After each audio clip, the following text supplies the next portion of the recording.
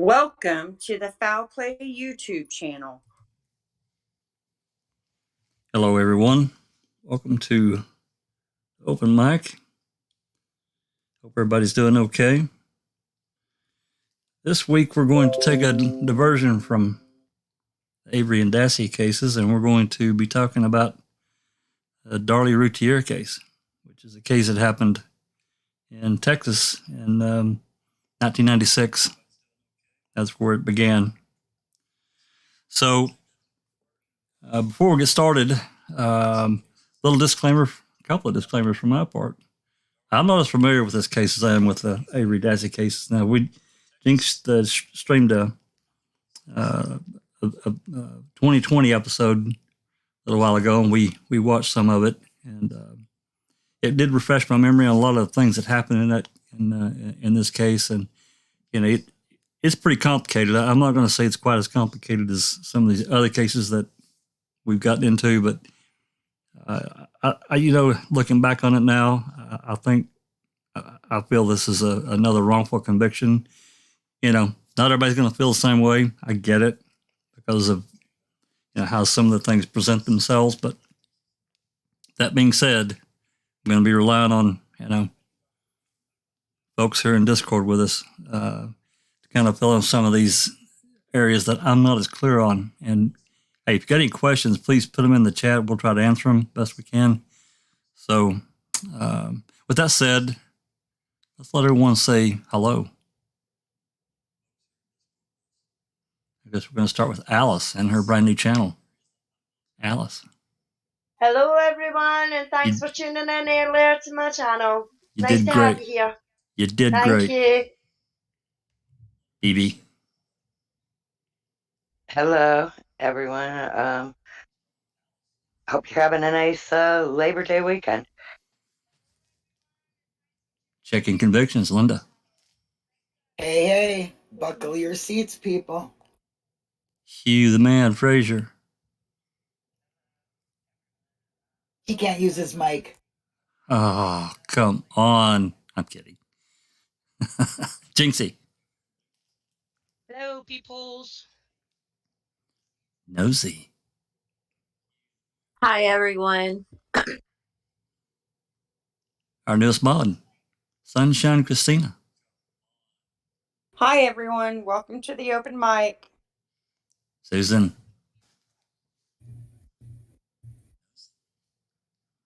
Hey, everybody. Sammy. Good morning. So, what I'm going to do, I'm going to pull up.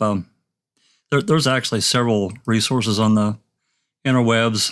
Unfortunately, I can't really show video from any of the news channels. I mean, there's just tons of them out there. 2020, 48 hours, Dateline. I'm sure all of them have got something on this case because when it hit this case, those of us that are a little bit older and will remember a year before this case was the Susan Smith case, and if everyone remembers, it is that is right. Susan Smith, wasn't that her name? Yep, that's it. Yeah. Yes, it sure was. She's the one that claimed that she was attacked by a black guy and kidnapped her and her kids, and of course it all turned out to be a lie. So this is a year later. Here's Darlie making this claim that she was attacked, and keep that in mind. And I think that that colored part of this case and gave some bias, but nonetheless, let me pull up this website here. This first one, let me get over here to it. This first one we're gonna pull up is it's called Darlie Facts. It's got a lot of, it's not got everything, but it has a lot of good information and resources for people that may want to look at this. It hasn't been updated in a while, but nonetheless, it does give a lot of good things. It's got the trial transcripts and just all kinds of things. But I'm just going to read just a little bit here. Keep in mind, Darlie was accused, capital murder, this is originally, of murdering her two young sons. Now, they had a baby as well. The baby was upstairs, so the baby wasn't affected. They had 3 sons, but 2 of her sons, a little bit older, toddlers, were killed. Actually, they only convicted her on 1 son. That's what they ultimately did, but she was originally charged. They saved the other son in case somehow she got out of the 1 son so they could press charges on her for the 2nd son. So, anyway, I'll just read this right quick. This is on the About section of this webpage. Darlie Routier is on death row now in Texas. She was charged with the murders of her 2 young sons, Devon and Damon. She was only prosecuted in Damon's death. This side is committed to presenting the facts about her case and to demonstrate the problematic aspects of her prosecution and conviction. Darlie has been on death row for 15 years. She has always maintained her innocence. Now, like I said, this website hadn't been updated in a while, so it's actually been longer than that at this point. So I think she was convicted in 97. I think that's correct. Somebody correct me if I'm wrong, but I think that's right. So it's 97, so that's 20. This will be 24 years now, I guess, 23, 24 years.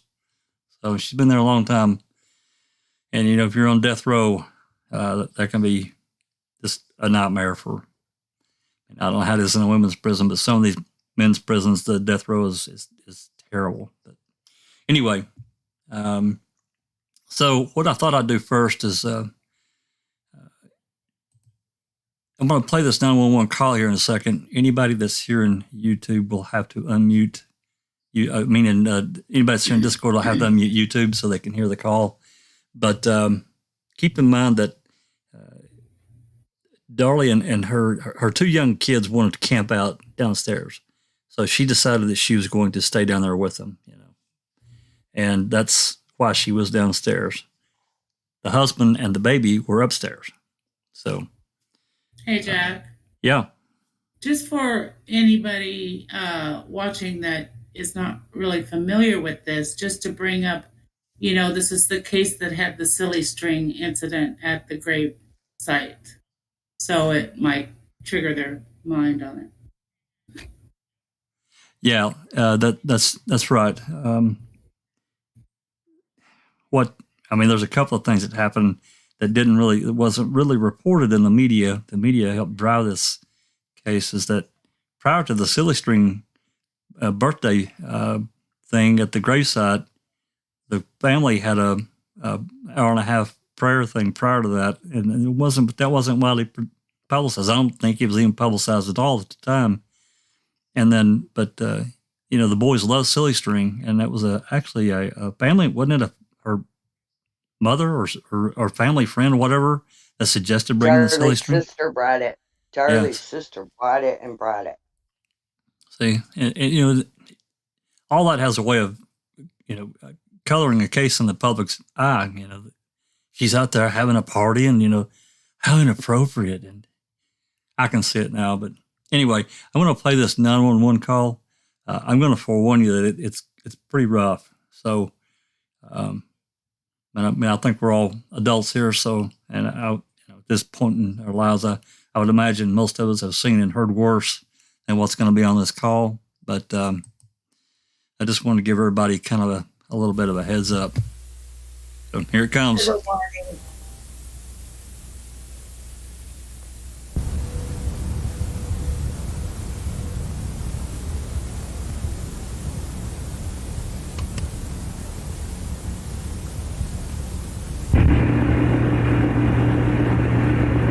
911, what is your emergency?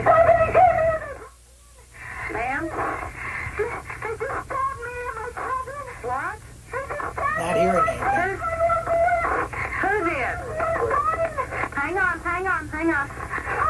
Give it a second. Hang on, ma'am. Ma'am? Unknown medical emergency, 5801 Eagle Drive. Ma'am, I'm trying to get an ambulance to you. Hang on a minute. God, my babies are dying. What's going on, ma'am?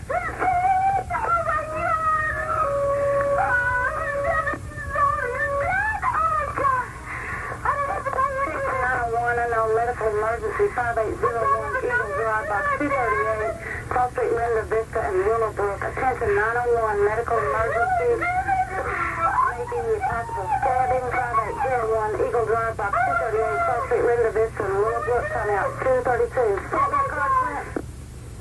Hey. Oh my God. Need units going towards 6801 Eagle Drive, 5801 Eagle Drive, hysterical phone on the phone. Since her child has been stabbed. Ma'am, I need you to calm down and talk to me. Twice, Clint. 5801 Eagle. 233 code. Ma'am, listen to me. I need you to... Oh my God. Do you take the radio, Clint? Yes. Ma'am, I need you to talk to me.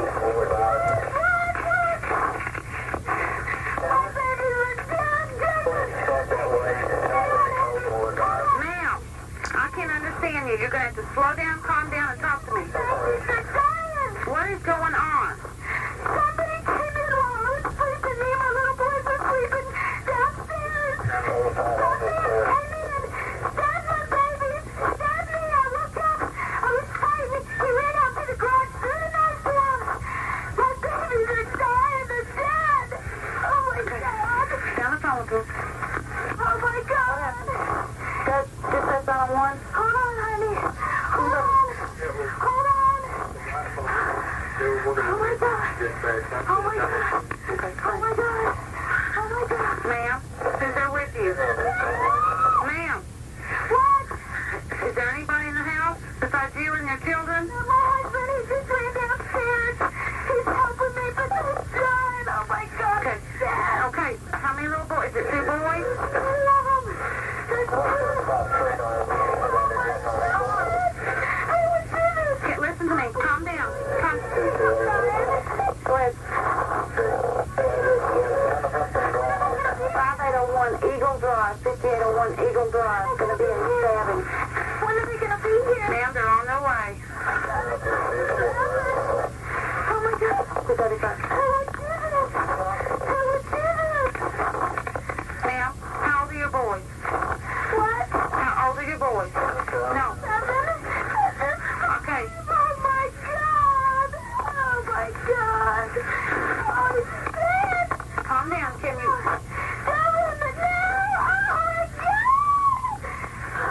Is your name Darley? Yes. Is your husband's name Darren? Yes, please. He's got to take it forever. There's nobody in your head. You don't know who did this?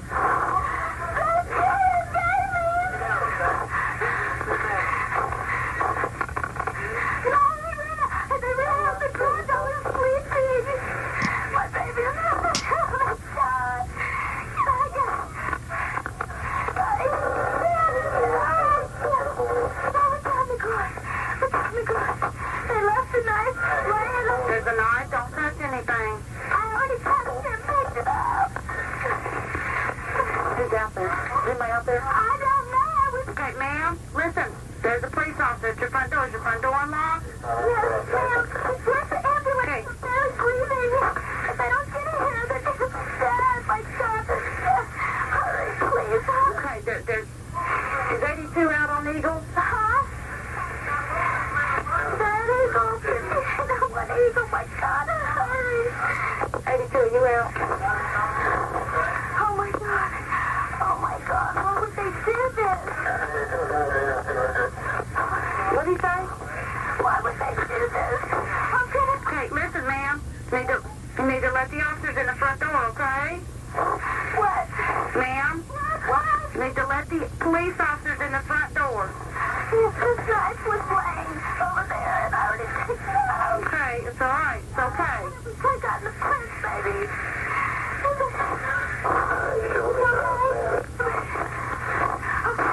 Ma'am, hang on a second. Somebody walked in here and did it, and there's nothing cut. Okay, ma'am. There's nothing cut. Oh, God.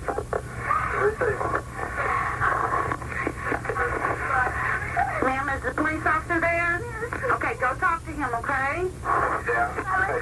Yes, that's okay. Go talk to him, baby. Okay?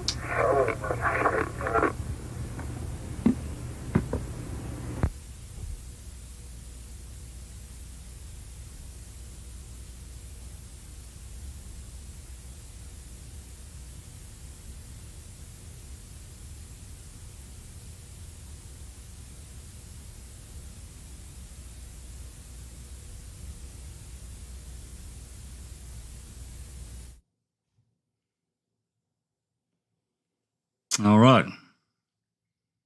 Before I move on to any, Devastating, I was going to say before I move on to anything else, thoughts?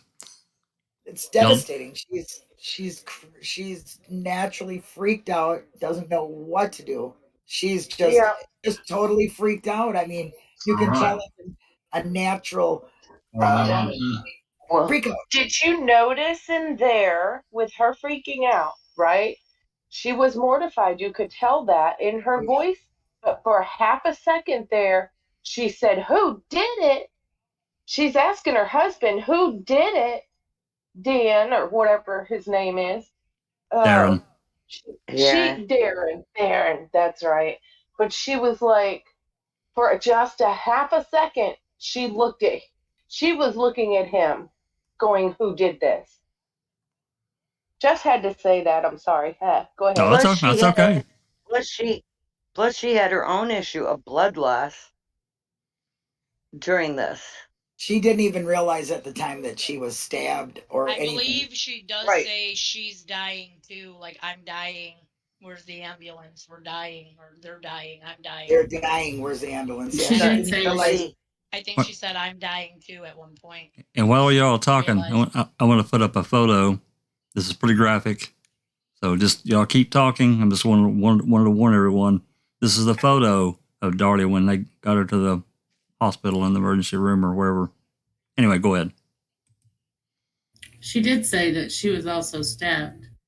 Yeah, I think she said somebody came in here and stabbed me and my boys. Yeah. At least a couple of times in there while she was repeating it. Right. So she knew she was stabbed, and at one point she said, "I'm dying" as well. So, like, she knew she was bleeding out too, but she was in a panic for her kids. I mean, that says a lot too. She's like more concerned about them getting there because her kids were dying. Like, where's the ambulance? Why is the cop here? We need an ambulance, Yeah. Yeah, my What kids the are fuck? dying. My kids are dying. She's just like, oh my God, my kids. So she was all about Can it. you make that bigger? Yeah, I did. It'll come in. Okay. And there was comments in the chat about her saying the word "they." It's my opinion, like she's just referring to a human, not as in plural, but that's, I don't recall, she has never said anything to my knowledge about there being a second person. I'm not sure on that. And then the other thing was who commented that? When she says they left the knife, that kind of refers to the one person who had the knife that she's referring to as they. There's always been a lot of people that do think Darren is the one that had the motive, but Darren was upstairs asleep with Drake. He was a little bitty baby, not walking or anything like that. But he could have hired somebody to do it. Right. That's always been the theory, and there's proof that he had financial troubles. But the thing is neither one of them have ever turned on the other. So it's like neither one of them say that the other did it. He's always had Darlie's back, and I don't think Darren did it. He's never said that Darren did it. I don't think Darren did it. I think Darren might have had something to do with it, with the people he was associated with. Yeah, that's what I'm saying, is that he had someone do it. But and not even necessarily do that, because if you ask me, I don't think Darlie was supposed to live. So, they were all supposed to die. I think the investigators failed big time by not investigating that car that was said to be seen circling the neighborhood. I think that was a big fail. I was made aware of the fact that they were having difficulties. They were fighting a lot, her and him. Mm-hmm. But I just can't help, and I can't let it go, that for that split second during that call, she instantaneously was like, "Who did this, Darren?" You know what I'm saying? You cannot ignore that.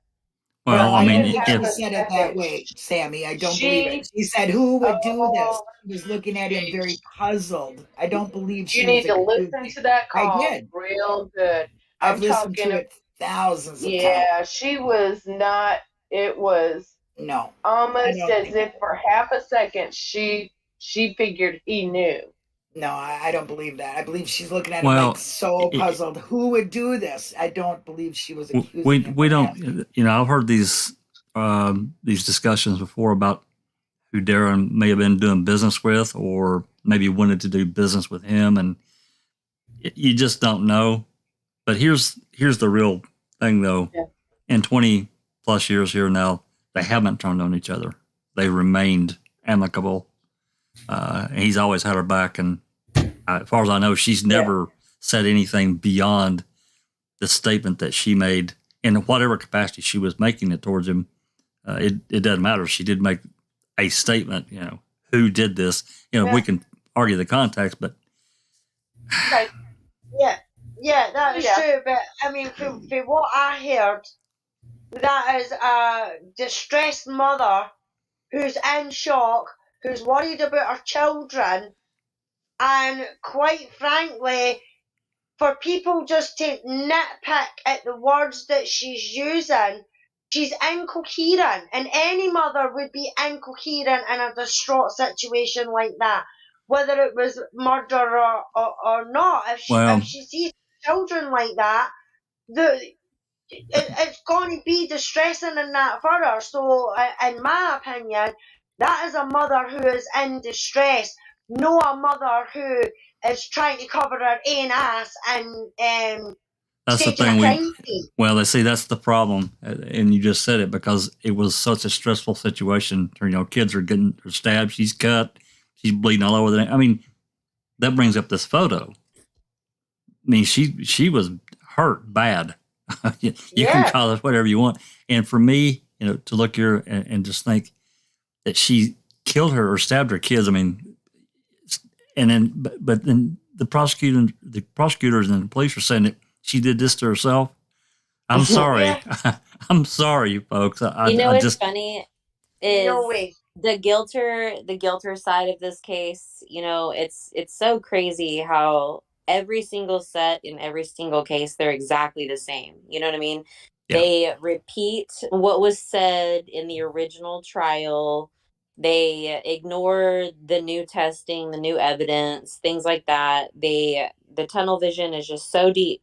But for anyone wanting to know more about the case, to not be biased in your thoughts, join some of those guilter groups. As long as you just say you're on the fence, they'll let you come in. But they do post like websites and documents and stuff like that. Because I mean, just like any other show, any other person trying to clear their name, documentaries are biased and stuff like that. I've never heard her give a conflicting statement or interview. It's always been the same. I've never heard her or Darren switch anything. There's just some interesting some things whenever the evidence, when like the blood spatter and some of the broken glass, like, and the blood at the kitchen counter sink, like there's some there's some things that kind of make you go, but I don't think it's enough to. I think it's like something they're trying to put together. You know what I mean? We have to remember she's bleeding out. She's in a hysterical state. You know, you want to remember everything that happened, but memories don't always work that way. You know, sometimes things are like, I would think things would be fucked up in her brain. She's being stabbed, her kids are being stabbed. She runs after them supposedly. She is trying to save their lives. 911, all this shit is happening around her. She's hysterical. Her kid is dying. They send a fucking cop, not a goddamn ambulance right away. She wakes up out of How do we know that would you remember every single detail of it? No way. Not a chance. It just seems ridiculous to think that it would not change a little bit here and there. She has blood loss. That makes you dizzy. It makes it harder for you to do math with your brain, to function. Well, her adrenaline was spiked from good to hell and back. Yeah. So what were you going to say, Sunshine? The more adrenaline's running, the faster blood pumps out, She was awoke out of a dead sleep. It was 2:30 in the morning. Yeah. Yeah, so that too. Yeah, disorientated. From the beginning, you wake up to being stabbed. Your kids are bleeding out in front of you. Everything's just happening in seconds. It's hard to process it and then recall it. Fight or flight's kicked in. Well, absolutely. Yeah, absolutely. I think there's a lot of moves by Darlie that were just like automatic and not even thought of, like when she's moving around the kitchen, when she's in autopilot. Yeah, when you're in autopilot, she's just like a chicken with her head cut off, running around, not really knowing what to do at all. In a lot. Well, we'll get more into a little bit of the evidence here shortly. Anyway, if y'all want to continue if there's anything else you want to talk about, I want to pull up next.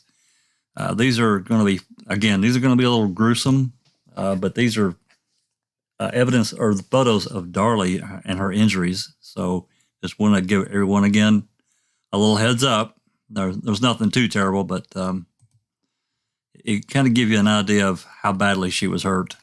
And I think first one here is I don't know how much. I don't think I can blow this up any bigger. It's not going to let me. It's going to slide backwards. I think it's going to be big enough you're going to be able to see it. It'll pop in there in a second. I think this is after her surgery. I'm almost positive it is after they had rushed her. She's cut on her neck there. And then they rushed her into surgery because they thought she may have had a bleed inside of her neck. And I don't care what that prosecutor says. No one would cut themselves on the neck like that close to your carotid artery. Because what did they say? How close was it? Another few centimeters, and she would hit it. 1 millimeter. Yeah. From her carotid artery. It nicked her carotid sheath. The sheath around the artery. So I don't know how familiar you guys. Of a dime. Thank you. I was going to say I don't know how familiar you are with the millimeter system, but it's very thin.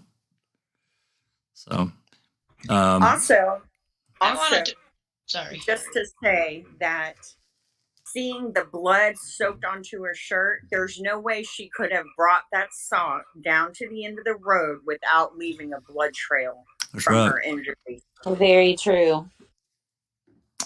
That is unless she did her injuries after she put the sock down. Yeah, I was just going to say that. Did the state try and say that she stabbed the boys, then she ran 2 football field size route to drop a sock? Yeah, 75 yards there. And then do the injuries on herself. But see, here's the problem. I don't know which age boy it was, but he was still alive. Okay, I'm glad you said that. That's where I was going next. I was about to say she couldn't have done that between the one and the time that they arrived because that baby was still alive. Right. Yep, he would have been dead. Yep. So this is the stab in her arm. Of course, this is stitched up here. It looks a lot better than original.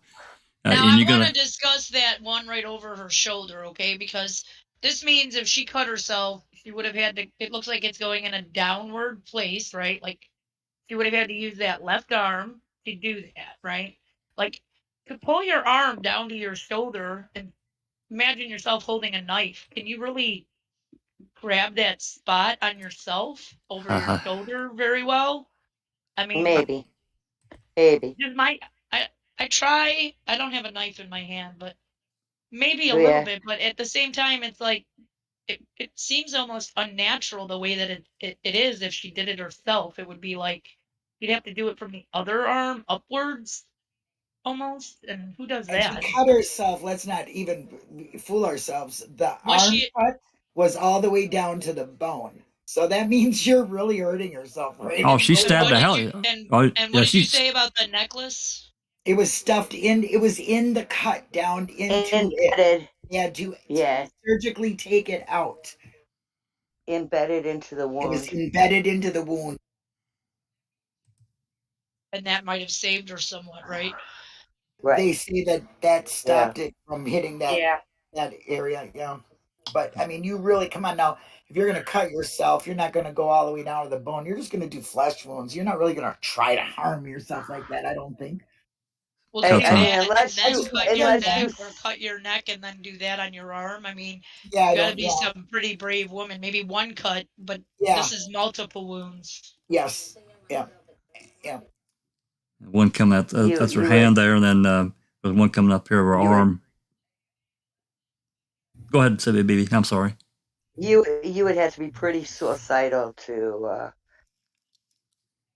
Looks like she cut up the knife. You know, if you look at her injuries and be realistic, in any attack, the person is out to do some serious damage. That's when your injuries, when you're getting stabbed, will be to the bone. So I believe that she was attacked. I really do. I do too.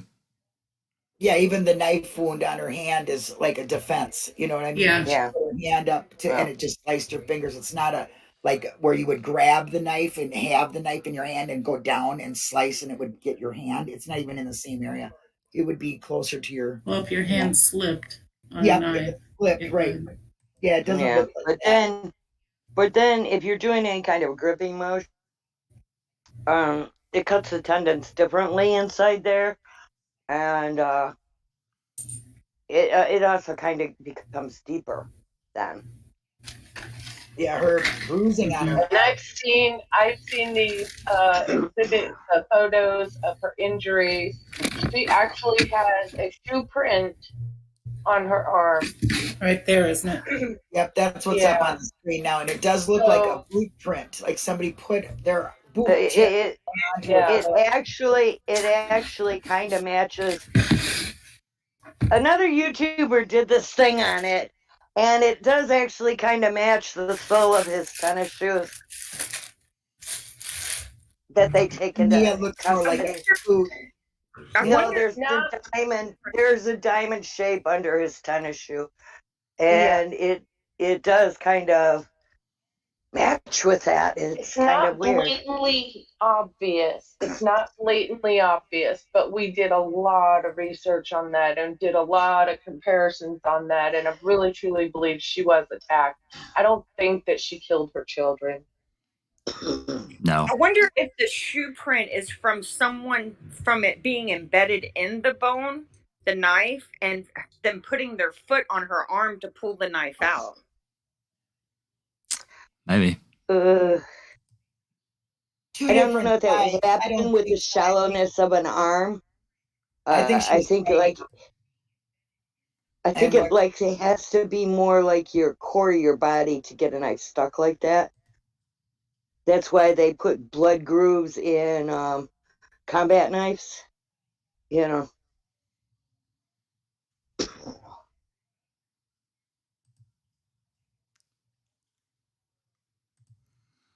Yeah, I see. I think there's some states exhibits here too that might be. Let's see. I think there might be a few more photos here. I don't know if there's anything of interest. I can go through these. There's going to be some other photos that might be of interest of discussion a little bit later. Well, Sherry Lynn in the chat is saying the arm bruised were disputed by the hospital staff. They said she did not have them in the hospital. Well, they're taking pictures from the hospital, so that's obviously a lie. I was going to say they're right. Pictures, so that's a lie. They're in the hospital. Don't your bruises usually get darker a little before they get lighter? Like I Yeah, just got oh, a yeah. bruise Yes, on my this is a arm from flash. giving blood, and I didn't get the bruise until later that day. That's and right. Now Yeah. it's going away. Right. So Yeah. That's And these right. are Yeah. hospital pictures, so debunk that one. This That photo very right here. first picture you put up, Jack, her arms looked completely normal. Swollen. What No, the they first? You're only seeing the top part of her arm, though, too, Susan. You're only Yeah, bottom I of know, her but arm. you would think you could see part of that. Oh, Yeah, I but can't if see. that's Weird. if that's happened, if those pictures have been took on the night that it's happened, then the bruises aren't going to be there. Yeah, I think that one picture you're talking about, Susan. I think it was a bad angle, and it just didn't. You couldn't really see the bruise up underneath. Deep Maybe bruises. so. Go ahead, BB. Deep bruises take a long time to come out. They I don't agree. just show up always right away. I agree. Yeah. Well, Yeah, I that's what I believe mean. these I believe these pictures were taken like after her surgery. She was already taped up and she was up and moving around. So it was within 48 hours, I think, probably of the incident. So they probably would look like this right now, the way you're looking at it. But these are hospital pictures. Doesn't take that a while to go yellowing, away. that yellowing around her arm looks like, it's been a couple days. It's starting, it's Right, like appeared and now it's starting to go away. right. Yeah, yellow takes a while to come out. Yeah. I paused on this photo here because this 2020 episode that Jinx streamed a few minutes ago that we watched, this prosecutor, he said that because Darley indicated that whoever this person was came out this window here, the prosecutor said, well, right up that side of that window, there was mulch and there would have been footprints. Well, that's a lie. It's concrete. This is unaltered. There's nothing been changed here. This is right after the crime happened. He also said that the robber or the attacker would have left people to disturb the dust or whatever on the windowsill, but it's a huge window. And actually, there was a demonstration of the husband going right through that, just walking, stepping right through there without touching anything. So it was low to the ground, like inside the garage. It's not like he had to climb down anything. He just stepped over like a curb. Right, exactly. It does kind of look like mulch there. It's on over. It's, but, it was concrete where he stepped in and, stepped right out the window there. So, I mean right outside the window where the two chairs are sitting on it. Yeah. It doesn't look like concrete. No, like these pebbles. It's not concrete. It's pebbles. Yeah, but this is concrete. I'm sorry, but okay. Yeah, it's it's like a pebbly, like wee tiny stones. Yeah. You know what I mean? So, depending on how many layers of these stones that they put down in the first place, that's not going to leave a footprint or that inside. It was complete garbage what he said. And what was his name? Was it Nosy? Who was talking about this prosecutor? What was his name? Davis or somebody was talking about him? It was Greg Davis, I think was his name. Yeah. Was that his name? I think yeah. Anyway, I'll scroll through these photos here. Although these are the state's evidence or state's exhibits. I thumbed through these quickly earlier. I've seen these before, but God, it's been so long ago. Pete Moss is asking, has anyone read the notes the officers made? No. No. A note? Notes. Do we usually see their initial notes? Usually we see reports about what their notes were, not necessarily their notes. No, I haven't seen that, but I haven't read the trial transcripts. There's, like I said, I guess pretty much everything has been made available and is online as far as this case. And I've probably read some of it in the past, but it's been too long. I don't really remember. I don't remember seeing anything like that, though. No. So I'll thumb through these here quickly. And there's one shows where the house is. I need to stop here. We got the sock coming up, which is the sock is really interesting. I think that Nosy was talking about this earlier. It wasn't just like right outside the house. We're talking 75, 80 yards away where they found this sock. And it wasn't like at the end of her driveway. It wasn't it like in an alleyway? Isn't that right? Yeah, it was 150 yards away, a football field and a half. And where it was found, there was this big, huge open drain, like someone may have thrown. Like, did they ever get down in the drain and actually see if there was any other evidence down there? Because no, they did not. That it looked like they were throwing shit down the drain and just missed it in the dark with that one sock. Well, or maybe they made it appeared that way when I was watching that thing on 2020. Well, yeah, and here's her her nightgown, what shirt, whatever. It's like really bad.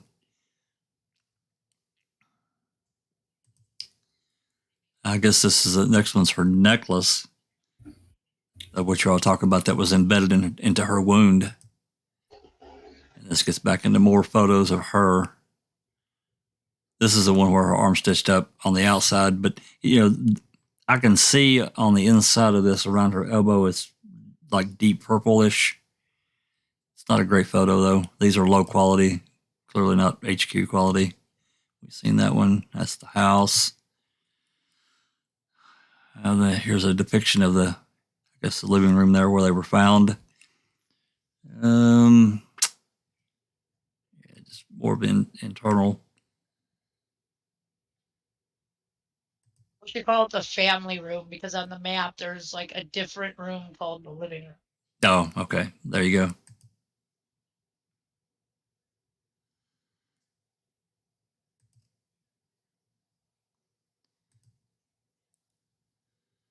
There's some, pretty good photos, I guess. I wish they were high quality, but in 1996, digital cameras were expensive, very expensive actually. And before, you get to about 2000 or so, even then they were not cheap. And low pixels too. Yeah. So, and then we're going to come up on one here in a second. It'll catch up here. It shows the knife itself. And that is a big damn knife. But, that was another thing the prosecutor talked about, and we can talk about this a little bit more. He's referring to the 911 call, and you guys heard the 911 operator tell her not to touch anything, and she's automatically like, I've already picked up the knife, And I can't say as I blame her. I probably would have picked it up too. I mean, I'm not saying that I would have, but I probably would have. Did they fingerprint the knife? Because, even though her fingerprints may have been on it, there still may have been other people's fingerprints on it, too. Like, there could have been more than one person's fingerprints on it. Or DNA. I guess they did. It wouldn't surprise me to learn that the reason they stressed her picking up the knife was because they failed to fingerprint it or check it for someone else's DNA. Yeah, I don't know that they did. I would imagine that would have been really that's kind of cop 101 there. There's no way she would have been thinking at that precise moment, oh my God, I better not touch this. This is evidence. She would have just seen that knife on the flare and went, what the fuck? Oh my God, and picked it up. That is a motherly instinct, you know? And then it's not until the operator turns around and says to her, no, don't touch nothing. She's like, oh shit, that's when the penny drops, you know what I mean? And she's like, well, I've already picked up the knife. Yep. And there's another photo of the knife coming up. It's more up close. It's still not a great photo by today's standard, but it's better than that other one. It's pretty bloody. Why is the sink blood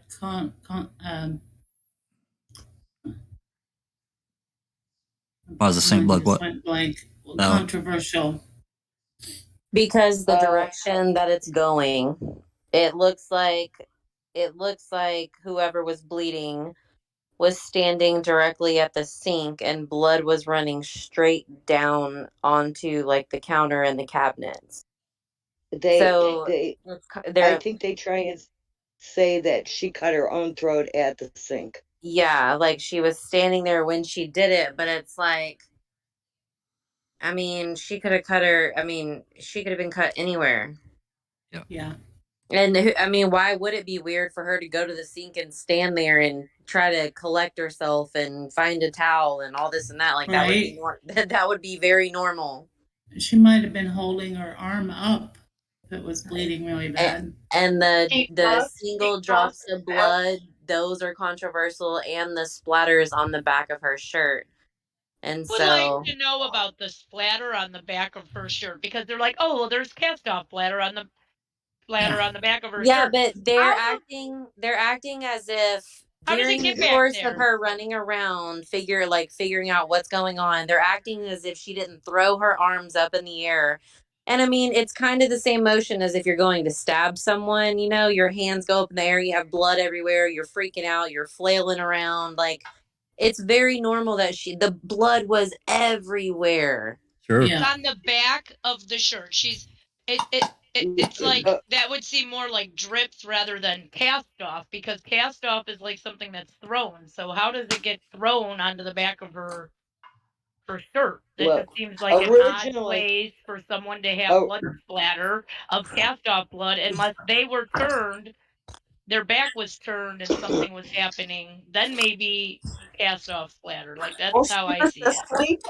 She was asleep on the couch when on her back.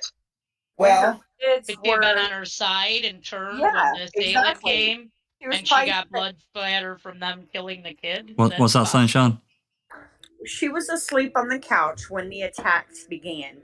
The kids were stabbed, and then her is what I think happened. I think that when they stabbed him, the blood from the knife flew onto her shirt. Yep. That's what I think happened. Probably. That's my thought. Yeah, but not only that. Is it a report that one of the kids tried to wake her up? I mean, was she lying on her side when one of the wings tried to wake her up? Is that how some of the spots were on, because the wing was bleeding on her and the wings touched her, a few drops of blood on the back of her nightshirt? That's what she's saying. She could have been on her side and cast off got on it that way. That would be my guess. Yeah. I don't know. Yeah. I don't think her kid woke her up. I think that might have been something she had said. I think these are some of the little conflicting things in her stories. From her original call, it was the guy was standing over her, like, stabbing her. So why would her kid be waking her up? Right. You know? The kid's laying probably already bleeding, is my opinion. She originally said that, but then she changed and said she woke up to her son waking her up, saying "mommy," and that is what she stuck through the rest of the year. Yeah, and I think that's how memory, especially in an adrenaline situation, it can really mess with you. So I don't think that she's trying to alter anything. I think that's just the way the mind worked. I think it's very unlikely that her children awoke her after reading the autopsy reports. I think the one child was alive and moving, and that's where the handprint came from the little kids. But I don't think he was probably by her. I don't think he could have spoke because of his injuries. He was talking when they took him. There was a YouTuber who, I don't know, she was in a shed and she had made a YouTube from a little dinky shed. And she pointed out, like, the pillowcase on the pillow that was on the couch and how the blood drips kind of line up with her being laying down initially. When she was stabbed. Yeah. It was a really, I don't remember who it was that did it. Well, think about it. Somebody's standing over you on a couch. Okay, you're laying there. You're on a couch. Think about that mark on her neck. It probably started at her shoulder and went upwards. Like somebody standing over you. It's more in that position than somebody actually doing it to themselves with their left arm, a non-dominant arm with a knife, and getting that part under her shoulder just seems like an odd area. It would have been the last place where I think it might be the first. Like, they started there and they just swept up over her. And risky, putting a knife up to your neck. I'm sorry, I just can't buy it. I just can't. But this photo here, I pause on it. We'll come back. We'll talk about it here in a minute. But this is one of the problematic photos. I think Nosy or one of them, or one of you guys had talked about, because they found blood on top of the broken glass. No, it was underneath the glass. I'm sorry. She said she heard that and then ran after them. So it would have been her blood over it, and it was underneath it. Like, there was no blood on the glass. But again, we have to consider how many people were rifling through that her house. So I was just going to say that, Jack. You took the words right out of my mouth there. The fact of that blood being under that bit of glass, that could have been kicked by anybody that was going through that house at the time. And was there no something about footprints or something like that under the Hoover? The footprints could have happened there, and then with the people going through the house and everything like that, that Hoover's been knocked over, and nobody's bothered that the Hoover's been knocked over because they're wanting to attend to these kids. So for them to use that. Or she's going through the house, knowing what she's doing, following the guy. She's losing blood herself. She knocked it over like tripping or not being able to stand on her own 2 feet. It's possible. After she stepped there.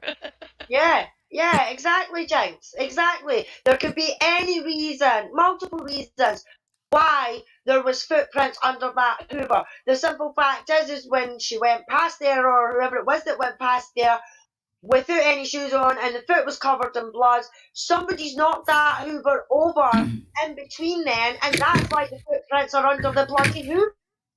Here's an interesting photograph here showing blood on with the guy. Blood on this carpet. She's struggling. The thing got knocked over her print. Okay, don't you think that this is the reason why there's the prosecution had such a weird time? They're using like a glass that could have been over by her. They really have no idea what happened. No.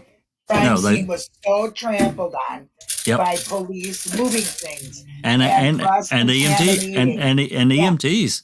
And EMTs cross-contaminating a lot of things. So the prosecution really just brought up things just like this that we are arguing for speculation, because it is just all in, you don't know. You could have said the guy knocked it over and it fell down right after she walked past it. You don't even know where it was. Maybe he threw it at her. You don't know. But it's something that is really the prosecution just used, I think, to make it look like it was Darley, when there really was a lot of their own mistakes at the crime scene that created a lot of the issue. I see all this blood here, and I stopped on this one specifically thinking about the Hallbuck case. Blood on the carpet. Yeah. I did that. I stopped there intentionally. Anyway, go ahead. There's tons of crime scene photos where you can clearly see shit has been moved around between picture A and picture B of the same area. All kinds of shit was getting moved around during the photo taking. I just want to make a comment. Sorry.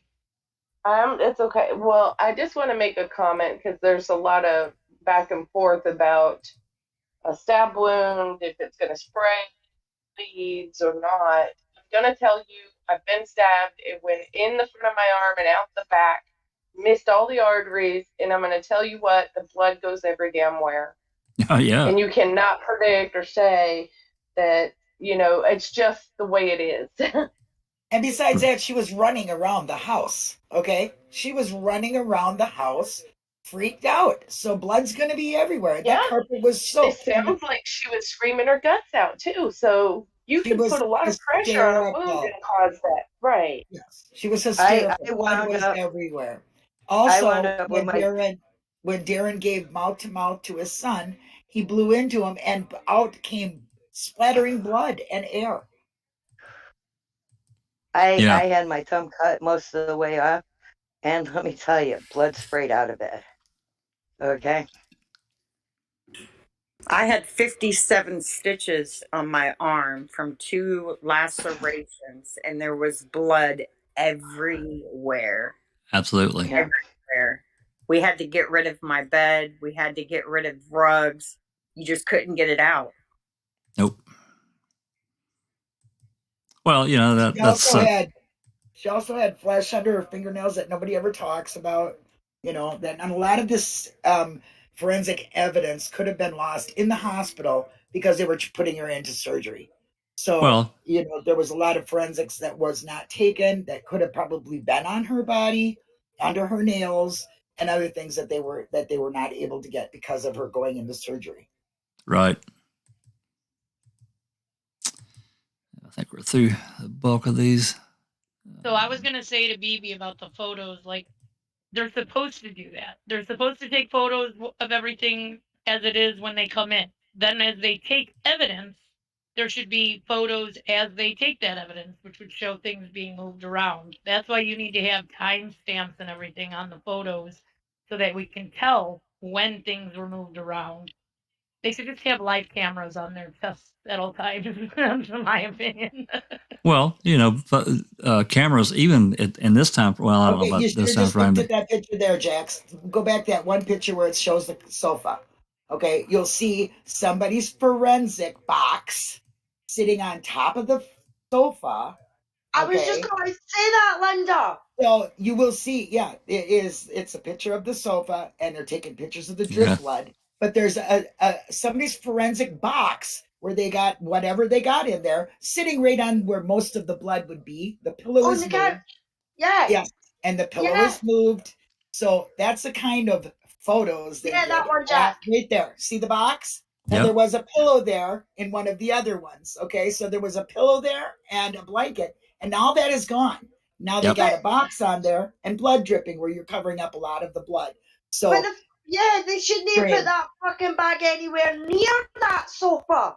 No. Exactly. That's the kind of forensic photographs that you get. Already missing, don't know if it was there first, if it wasn't there, but this is one that shows that they moved and put things on evidence. Yeah. Well, that's another thing that that's talked about is this police department really wasn't that big. I don't know how many people are in it, but they Yeah, they don't. Apparently, they don't have hardly any kind of violent crime like this in that area. So, were they overwhelmed? Yeah, were they overwhelmed? They admitted that, Jax, and that's why they brought in the special detective who was retired. Now, does that sound familiar?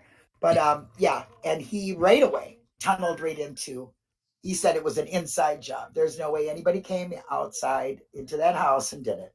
Well, I don't know how you can say that after just looking at the crime scene just one time, come out and announce something like that. So the guy was just tunneled in completely on Darlie.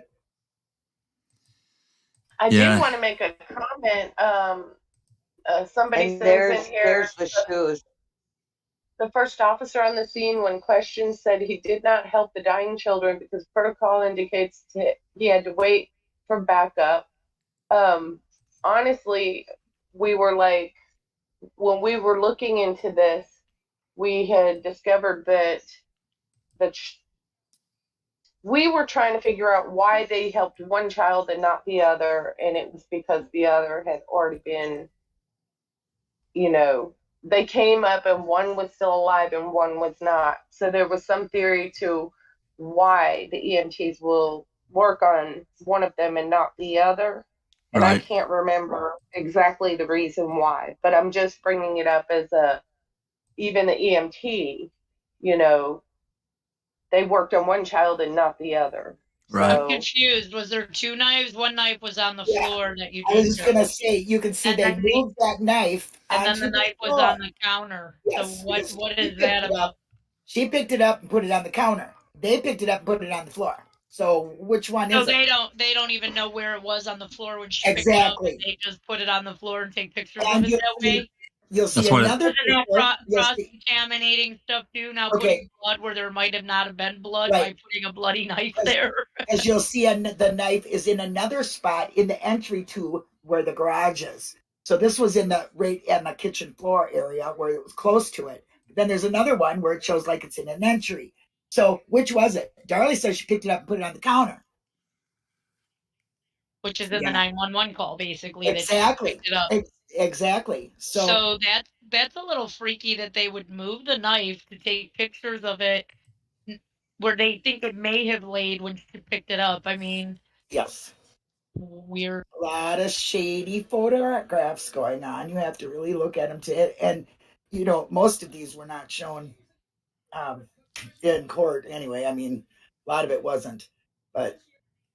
Yeah, I have, like I said, I don't remember what I read of the transcripts, and I certainly don't remember which photographs they showed as an exhibit. I mean, they can have a lot of exhibits, but they don't necessarily have to show them. So I don't know for sure, but yeah, I can imagine they would have shown everything that we just looked through. I know that jurors have said that they never saw the pictures of her bruised arms. Because one juror went on record saying if they had seen it, they wouldn't have convicted her. That's right, because that looks like a defensive move or injury is. Yeah, they didn't show anything that was favorable, for another attacker. They showed anything that would make her look guilty. I'm surprised that the defense wouldn't have shown that. Yeah, I know. Like the hour, what was it, an hour and a half video at the memorial service where they were all breaking their heart, where they illegally recorded them at the graveside, and you can hear the devastation in the voices and everything like that after they've said the prayers and everything. And then they don't show the jury or anything that. They go straight to the bit with the silly string, where everybody was laughing and joking and everything like that. So does that make all of them cold-hearted? That had already been on the news. That's what kicked it off. These reporters were following them around and caught that at the gravesite when they decided to do a little celebration, of one of them's birthday, and they brought the silly string. And that reporter they filmed it, and then they aired it, and then, these prosecutors and they're just mouth watering. Oh, normal people don't do that. Well, right. yeah, they do. Yeah, they do. They didn't. They failed to show the hour and a half of the sobbing and that's praying. right. That's right. Right. A real thing, and then here they wanted just for a few minutes because it was the son's birthday. They wanted to show something that would have made him happy if he was alive. That's right. Twisted it into an evil thing. And they also faulted them.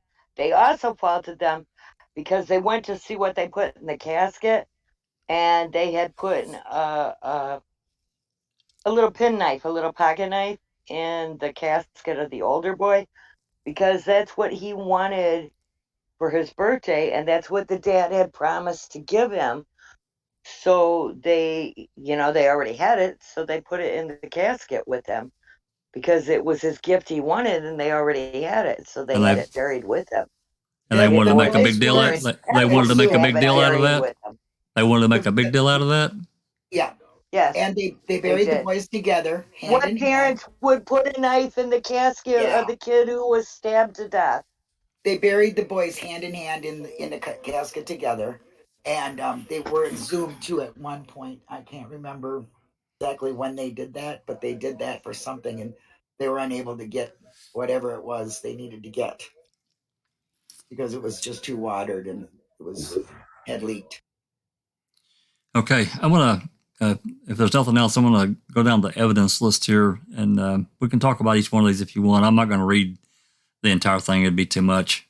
I mean, today, to get into this case, this is a pretty big case. Not as big as what we've covered some of these other ones, but it's still pretty big. So this is really kind of more of a summary thing. The blood evidence, the prosecution presented testimony by bloodstain pattern analyst Tom Bevel. His testimony in Darley's case and in other cases has been influential in helping states obtain convictions. However, many wonder if his conclusions about what happened in the Routier home was based on a subjective science with serious limitations instead of an objective and solid science. So we've talked about the blood on the back of her nightie or her shirt. The evidence or the testimonies presented there. Examination of a previous case in which a man named Timothy Masters was wrongfully convicted based on testimony by Tom Bevel is here. So that's a strike against the blood analyst. A more thorough analysis of Tim Masters' case and exoneration is there. Tom Bevel testified in a number of trials that have since been scrutinized and identified as possible wrongful convictions. These include the following links provided. So there's some more cases that this analyst has made some boo-boos. So that's interesting. I'd forgotten about that completely. The David Cam case that's listed there is Yep. another case where the prosecutors were hell bent on convicting that man. Once it was overturned because the DNA and the blood analysis showed it wasn't him upon re-analysis of it, Yep. they actually convicted him again by having the real killer say that he was hired by David Cam. Oh my God. He's been exonerated since. But that case, if anyone's never looked into it, it is fascinating to see how a prosecutor can get their teeth in you and just refuse to recognize that they're wrong. So and I think that's what's so wrong. the second time they charged him with murder for hire to get around to double jeopardy. Yep. They I forget how they did it. Well, they tried him again. They didn't. They had to retry him because of this stuff, and then they tried him as a. It's crazy. The David Cam case is a crazy case if you've never looked into it. I don't think I've ever read that one.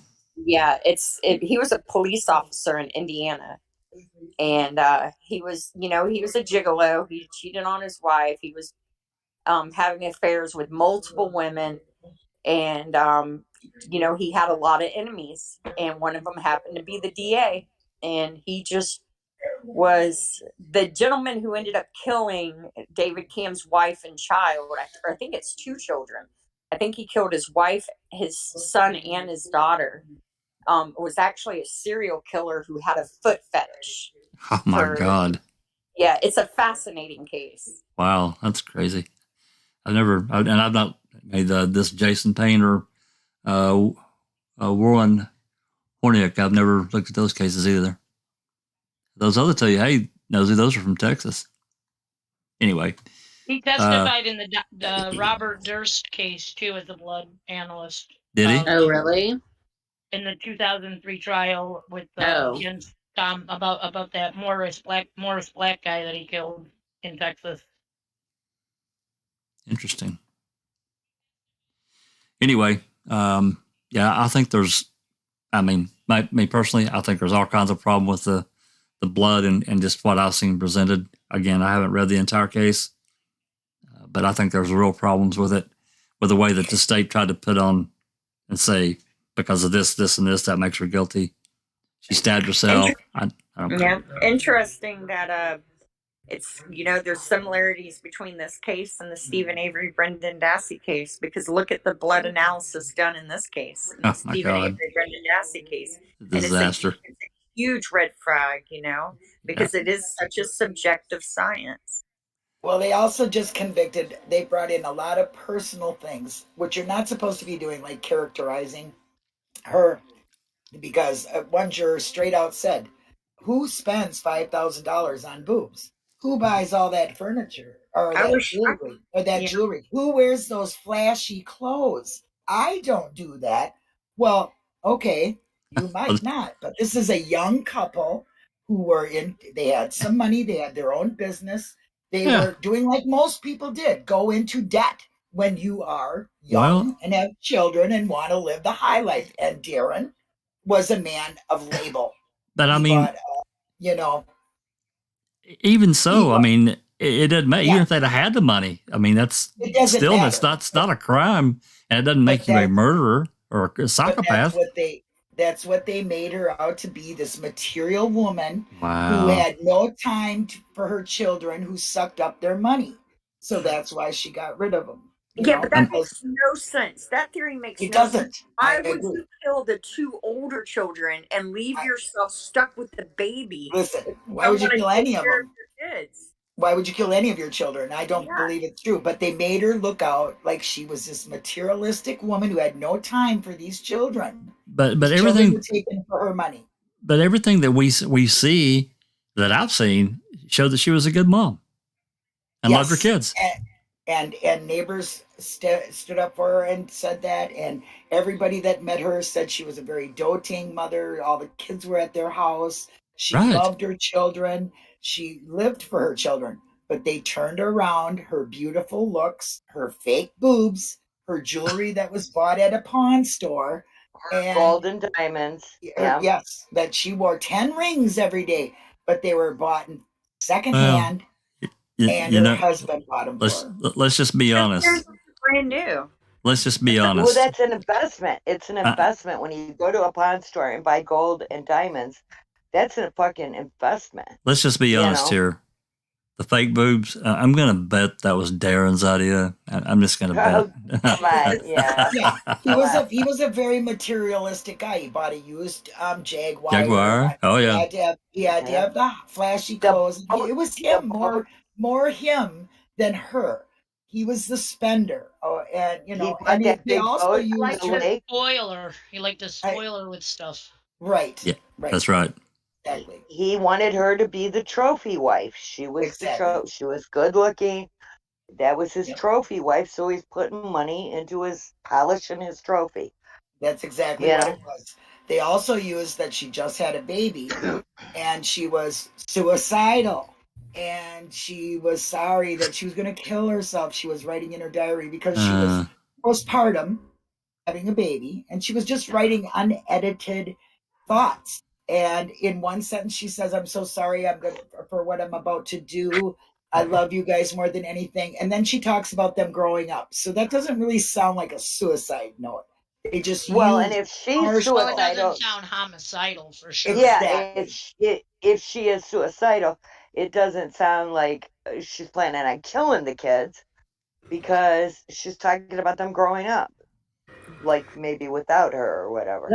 One of the things the DA said is, mothers don't think about suicide, and I'm thinking to myself, he clearly never had postpartum depression.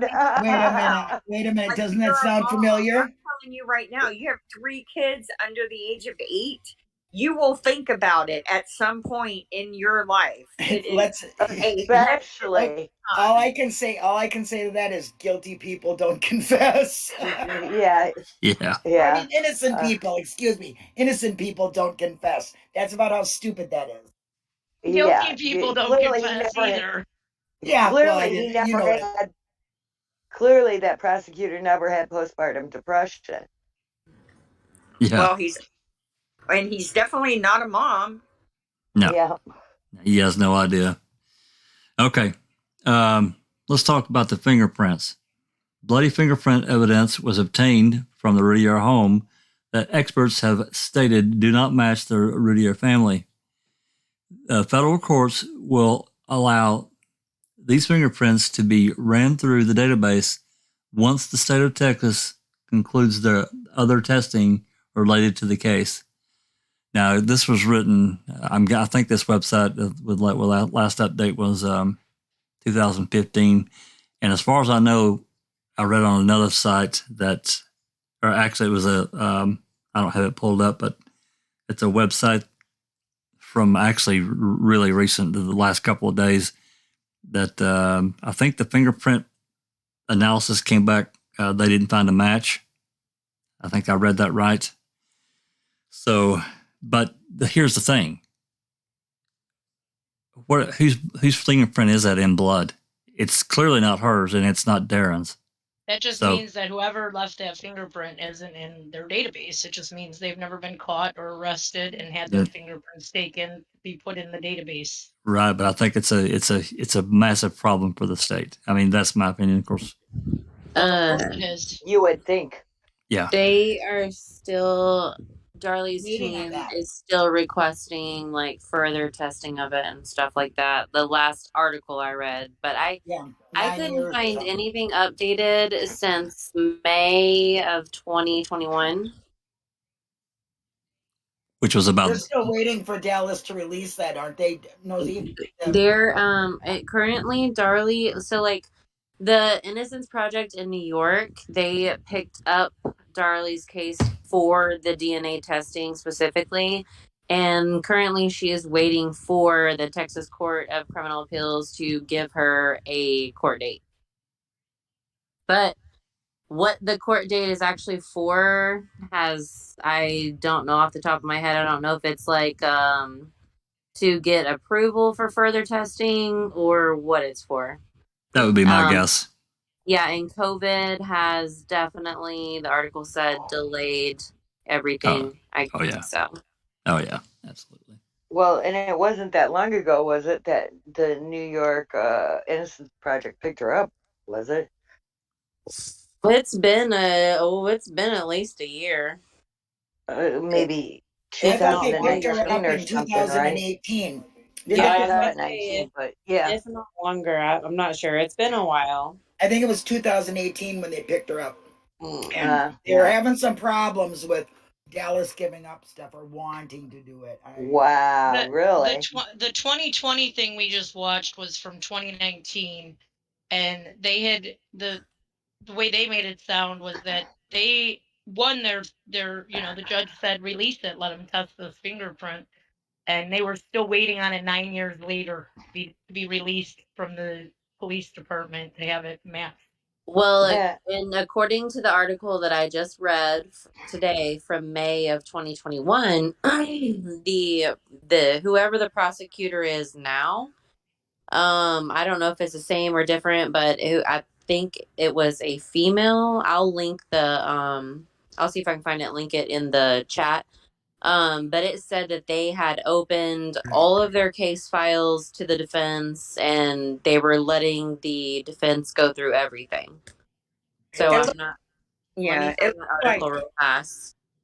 looks like the New York Innocence Project joined in 2019. Yeah. From what I could see. Because they still haven't released that evidence to Darley's team, probably. So they're like, well, obviously there's something going on here. I would pick up that case too, then. Well, that's what I'm saying. Why they are they picked her up hiding? in 2019, and then COVID happened 2020. So right, so it's been slow. Yeah. Yeah. Okay. The shoe and boot prints. A number of partial bloody shoe boot prints were observed and photographed throughout the first floor of the Routier home. Click here to read more about these prints and their location and what they mean in reference to Darley's claim of innocence. We didn't really talk about that too much. I did see them. I didn't really talk about them either. Most but of them are the police's shoes. Well, they track shit everywhere. And civilians that were allowed to be in the place with the cop. Yeah, why would they let anyone in there until they're done? It's just anyway. It's like that other case with John Benet. They let people come in and walk all over that house too when they were, and that was 1962, I think, right? They had a parade. They had a parade in their house.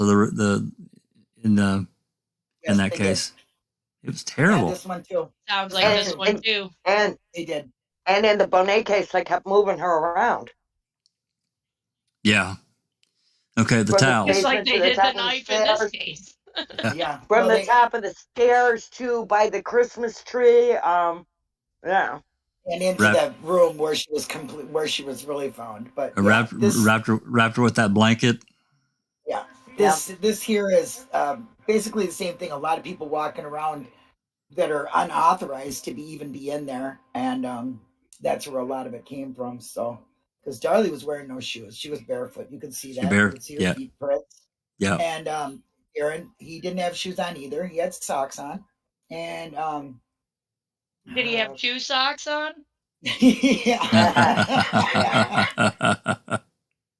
Oh, yeah, it's mainly the police and the photographers and forensics people that were walking around doing that. Okay, the towels. Police and paramedic claim that Darley did not assist her children in any way on the night of the murders. However, conversations overheard on the 911 call and towel evidence throughout the home discussed in testimony and seen in photographs completely dispute these claims. Interesting. The police notes. Various people, including police and detectives involved in the investigation into the events of June 6, 1996, failed to take notes and follow up on important leads. Trial testimony excerpts reflecting this issue are provided here. I haven't read through them. Any comments about that? You guys made mention about police notes a minute ago. But they said there aren't any. Didn't they just say that? Because, and that it's all in, that's the trial testimony. Well, they're saying that they didn't take any notes. Yeah. Yeah. Somebody said they disappeared. Well, and let's also say that the trial notes are fucked. Because the stenographer, that's the person who sat in there and typed everything from the trial. She was putting what she wanted down. Oh, that stenographer. Yeah, we were talking about that a few weeks ago. Yep. Yeah. She just, whatever answer Darlie gave, she typed the answer of what she, in her mind, thought that the true answer should be. Like, yeah, I killed my boys. No, it was more like where a yes should be, she'd put a no, or describing something would be left out. Things like that. Not, but it was very serious. I mean, it was where yeses should have been, where no's were, and no's were yeses should have been. Things like that. Yeah, the lady was completely wrong. Later, when they realize it, they go to her to get the tapes then, because then they had to rebuild it from the tapes. And she's the tape custodian also. And out of the, I don't know, whatever it was, 6 tapes, 30,000 words. Yeah, but 2 tapes were missing. So those portions of the trial cannot be filled in. Lost forever. They have, yes. That's a real problem. That's a real problem for me. It's a huge problem. She should have got her a new court date immediately, but of course they wipe it under the rug because they can't make no mistakes. Remember that. Right. It's just crazy. Who does that?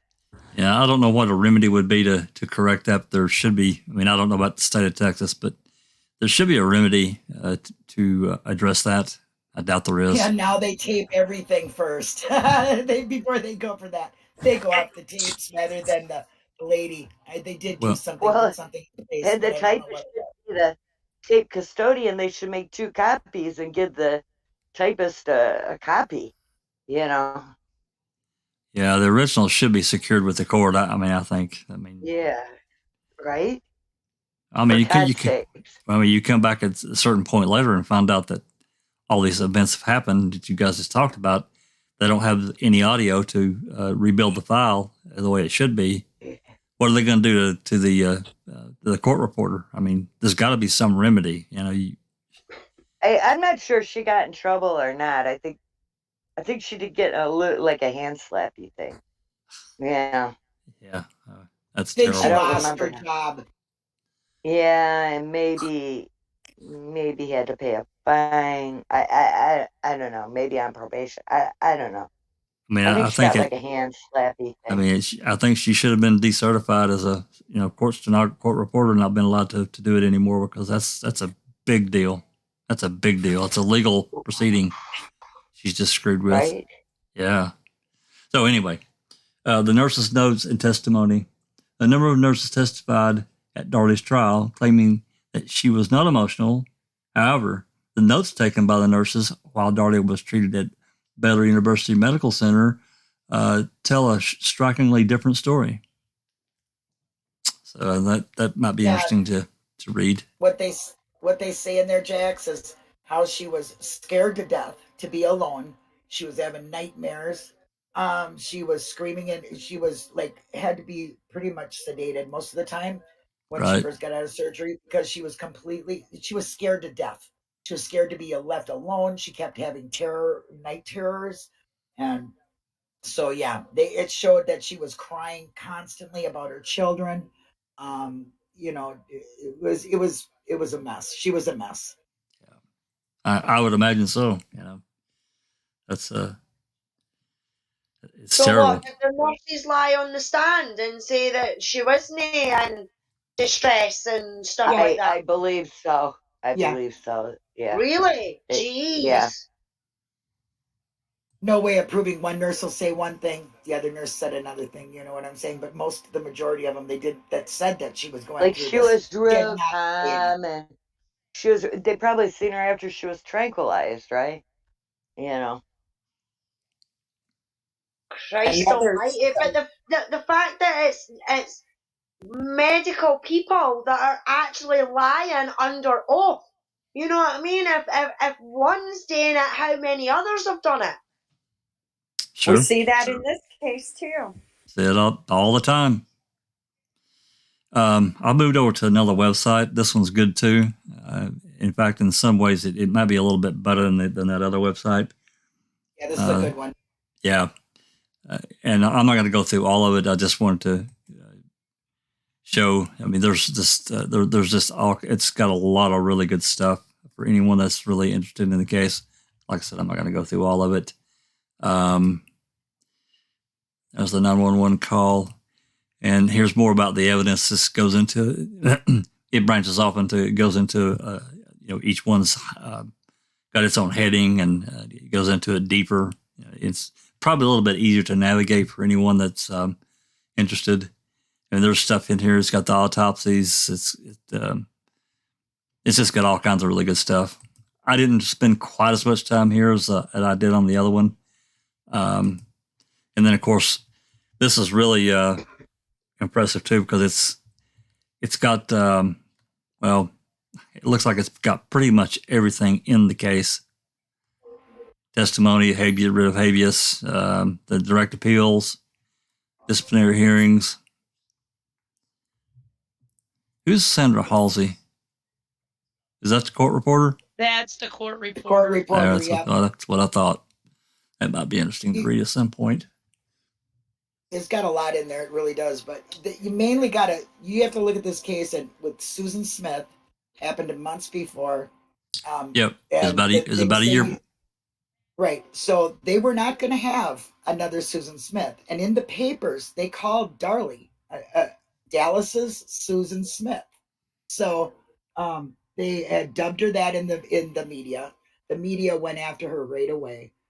They used, like I said, her materialistic things in a reverse way. So it's another case of deemed guilty by public, media.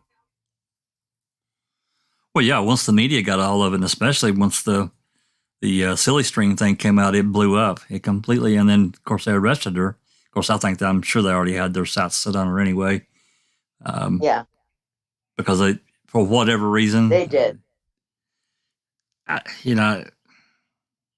don't want to go off and bash on the police department. And maybe they had their reasons how they operate. That retired guy they called in, within minutes, I think he said, within 5 or 10 minutes of being on the scene, he already had it down. He already knew what went on, and that she killed them kids. He stated, and he hadn't even been there 10 minutes. He stated within 5 minutes of knowing that was an inside job, and it was not done by anybody else. So then that's the direction, and that's the direction they went then. And that is the direction they went under, because the sheriff at the time was brand new. They had never had a case like this, of murder like this in that town. Right. And they went to a town that was 99.9% conviction on murders. So it was a very, I don't know what hang you them call hard, hang them high, little town. And they completely ignored the evidence pointing away from her, like the sock down the alley. Yes. Yep. I want to read this real quick. Go ahead. What says, what the prosecution does not say is that there was no evidence of Devon's blood present on the knife that was recovered from the Routier home. Only Damon and Darley's blood was present. To this day, they cannot prove that Devon was attacked with that same knife. And many speculate that there was indeed 2 intruders in the house that night. One who brought his own knife, and one who used the butcher knife from the kitchen. Now, think about what Jinx was saying about maybe the sock trying to throw it through the storm drain. What if the knife made it in there and the sock did not? It's possible. They never checked either. They never checked the drain for anything. Because they already had it in their head 5 minutes into the case that it was, that it was Darley. Once that retired guy got called in and got there, like I said, 5-10 minutes later, he said that's it. He knew what happened. That's pretty poor police work, in my opinion. Maybe he just wanted to go back and be retired. He had his Ouija ball out, and his Ouija board out. In the documentary that Jinx just streamed earlier, there was an author who was at the trial. She wrote a book on her, and then she changed her mind afterwards. Yep, she said this. But she also said that two of the officers pleaded the fifth, and that was something that she had never seen in the court. Yep. What? Oh, yes. Both of the lead investigators had shot video of the memorial before the silly string. Yep. I thought I even heard once that it might have been him or them who called the, what do you call it, the media to come out there. The media to come in. They got caught with the silly string. Yep, it's the same one. Yeah. They pled the fifth? Yes, they refused to. Because they put audio listening devices on the grave and had people in vans taping them and listening to their conversation. And they didn't have permission. And they didn't have like a wiretap. So they wiretapped the grave hoping they would hear somebody confess. And that's not what happened. They had a graveside memorial service, and then afterwards they had the little party with the silly string. Before the birthday, right. Which then some local media was able to get out there and tape it, which I wonder if did the police call them? Is that why they're they did. Yes. That's wow. The understanding. The character assassinator in the media, basically. Yes. Yeah, and this author said that never ever happened in that state. That police 2 minutes out on the stand saying, "I take the fifth," and then they found out about the hour and a half video at the graveside with the wiretap because they were hoping to get a confession, and all they got was a family that was crying and breaking their heart and everything like that. So they knew that it was illegal, I think. And I mean, this is my opinion on that part, is that they knew that they'd done wrong and that it was illegal and everything like that. And that's why they took the fifth, like Jinx is saying. Because the court in that wasn't showing that hour and a half of them, the whole family in tears. They did it on their own. The cops, they sneakily did it. It wasn't even something they ordered to do. It was something they took upon themselves to do.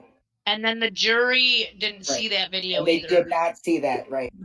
No, they just seen the silly string part, with all the family laughing and giggling and everything like that. So why were they not saying about the rest of the family having a laugh and carry on and everything like that? Why did they just sing me on her, Well, let me ask you a question now. Is there audio? Did the audio of this wiretap shit make it to court, trial? Or no?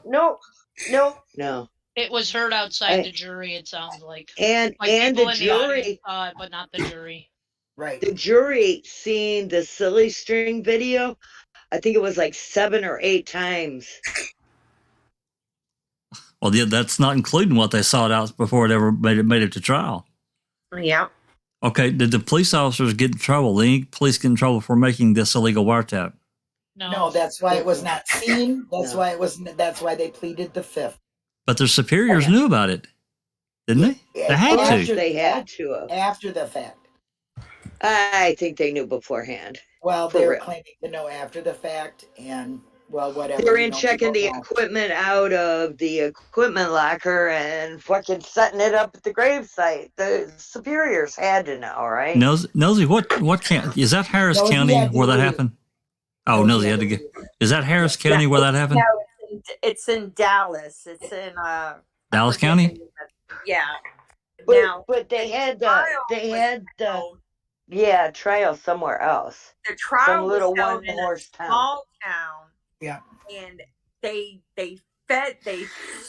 seated the jury with predominantly, or maybe even all, elderly, very religious females and males.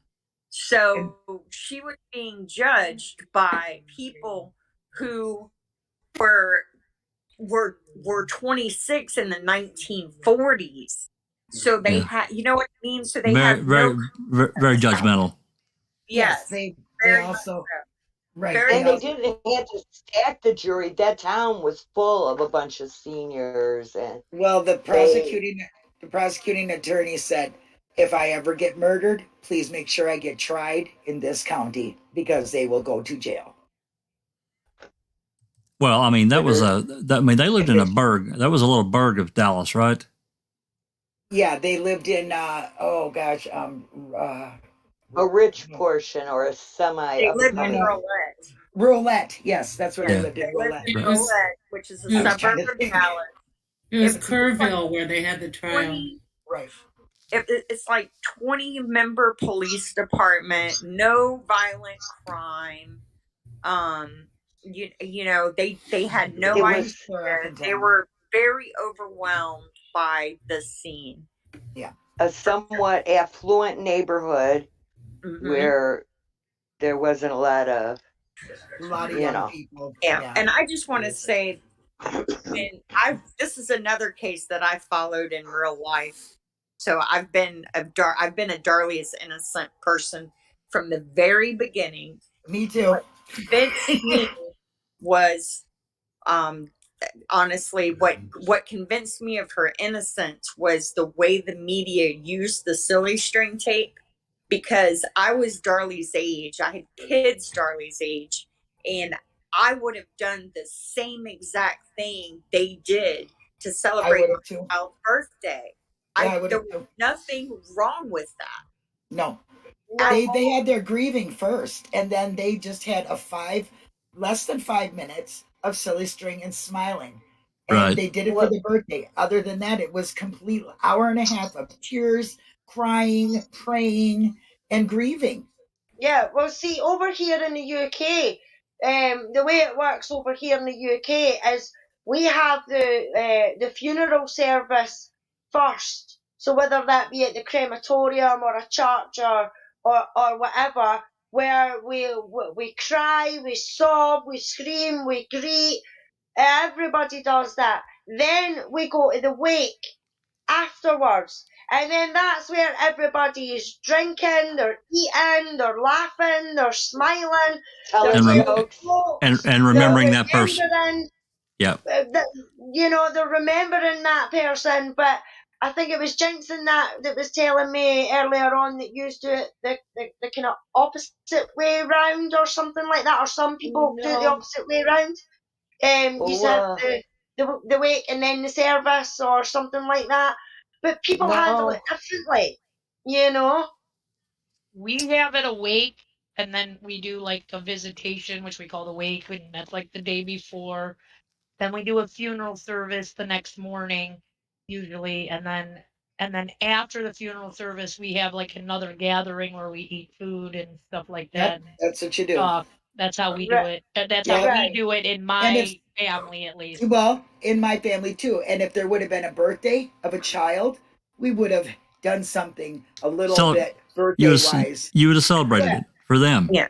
Of course I would have. Sure. The other thing that needs to be mentioned is that Darlie and Darren didn't supply the silly string. I'm pretty sure it was Darlie's sister. It was her sister bought it and brought it to the party because she knew how much the boys loved it. So she encouraged Darlie to spray it. At first, Darlie's really awkward. about it when she first starts spraying it. And then she kind of gets into it a little bit, you know. Well, and you got to remember, she was on Valium or Xanax or something. Yeah, she was Okay. on stuff. Well, You this can is look the at her clicker. eyes and tell that she is heavily sedated. This- And if anyone yeah. has ever taken Xanax, it dulls your emotions. It makes you seem Numb. out of it. Yep. Well, here's the clicker. It wasn't only the silly string. It was the cracking of the gum and a smile. Yeah, that 'cause is she what was a jury chewing member gum. will tell you. She was cracking her gum and smiling. Yeah. No, Yeah, she but was. that She did it.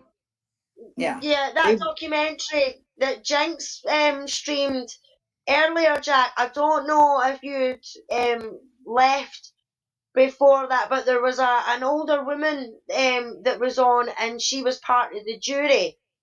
And Oh yeah, that bitter bitch.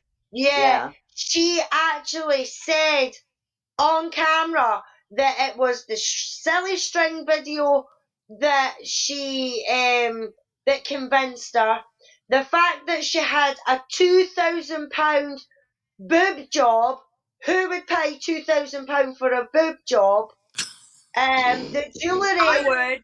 she had as the well. fancy Why does she snazzy need to clothes. have? Why does she need to have all that jewellery? Nobody needs to have all that jewellery. I don't. And then she turned round and she said, and the clothes that she was wearing was skimpy. Skimpy Right. and snazzy. Sexy, yeah. Yeah, she dressed too sexy. Yeah, Yeah. she was a 26-year-old young woman who was confident in herself. And I'm sorry, but saying that about her clothes and everything like that, I don't mean to disrespect anybody who's been raped or anything like that, but that is like saying a rape victim deserved to be raped because of the clothes that she was wearing. Right. I mean, it's just ridiculous. Everything you just listed does not prove guilt. No, it does not. Of a crime. No, it doesn't. That does not, Sunshine Christina. It certainly does not. But the attitude of this woman, if everybody on that jury had that same attitude as what she did about the way Darley acted or the way she dressed and everything like that, then Darley never stood a bloody chance. I just wonder how she got seated on the jury. They were all like that. Sorry. They were all like that. The whole town was a bunch of old conservative town and or county with a bunch of old people. Once again, does it sound familiar? Yeah. You know what I mean? Well. Wrongful convictions have the same things in common. I don't care where they're tried. I don't care what the crime is. You see the same things in all of them. A jury judging someone because of their appearance or their past instead of on the crime they're being prosecuted for. You know, poor forensic evidence. The defense in this case, the public defenders had hired for a blood spatter analyst to refute the state's blood spatter analyst. That I think it was a month before trial, which was a bad decision. The public defenders were replaced with a private attorney. The private attorney chose not to fly the defense blood spatter analyst in because he wanted to save money and he felt he could refute the state's analyst. Sound familiar? Beauty and Strength did it in this case. You know, you have a DA. They didn't even hire one. No, they didn't.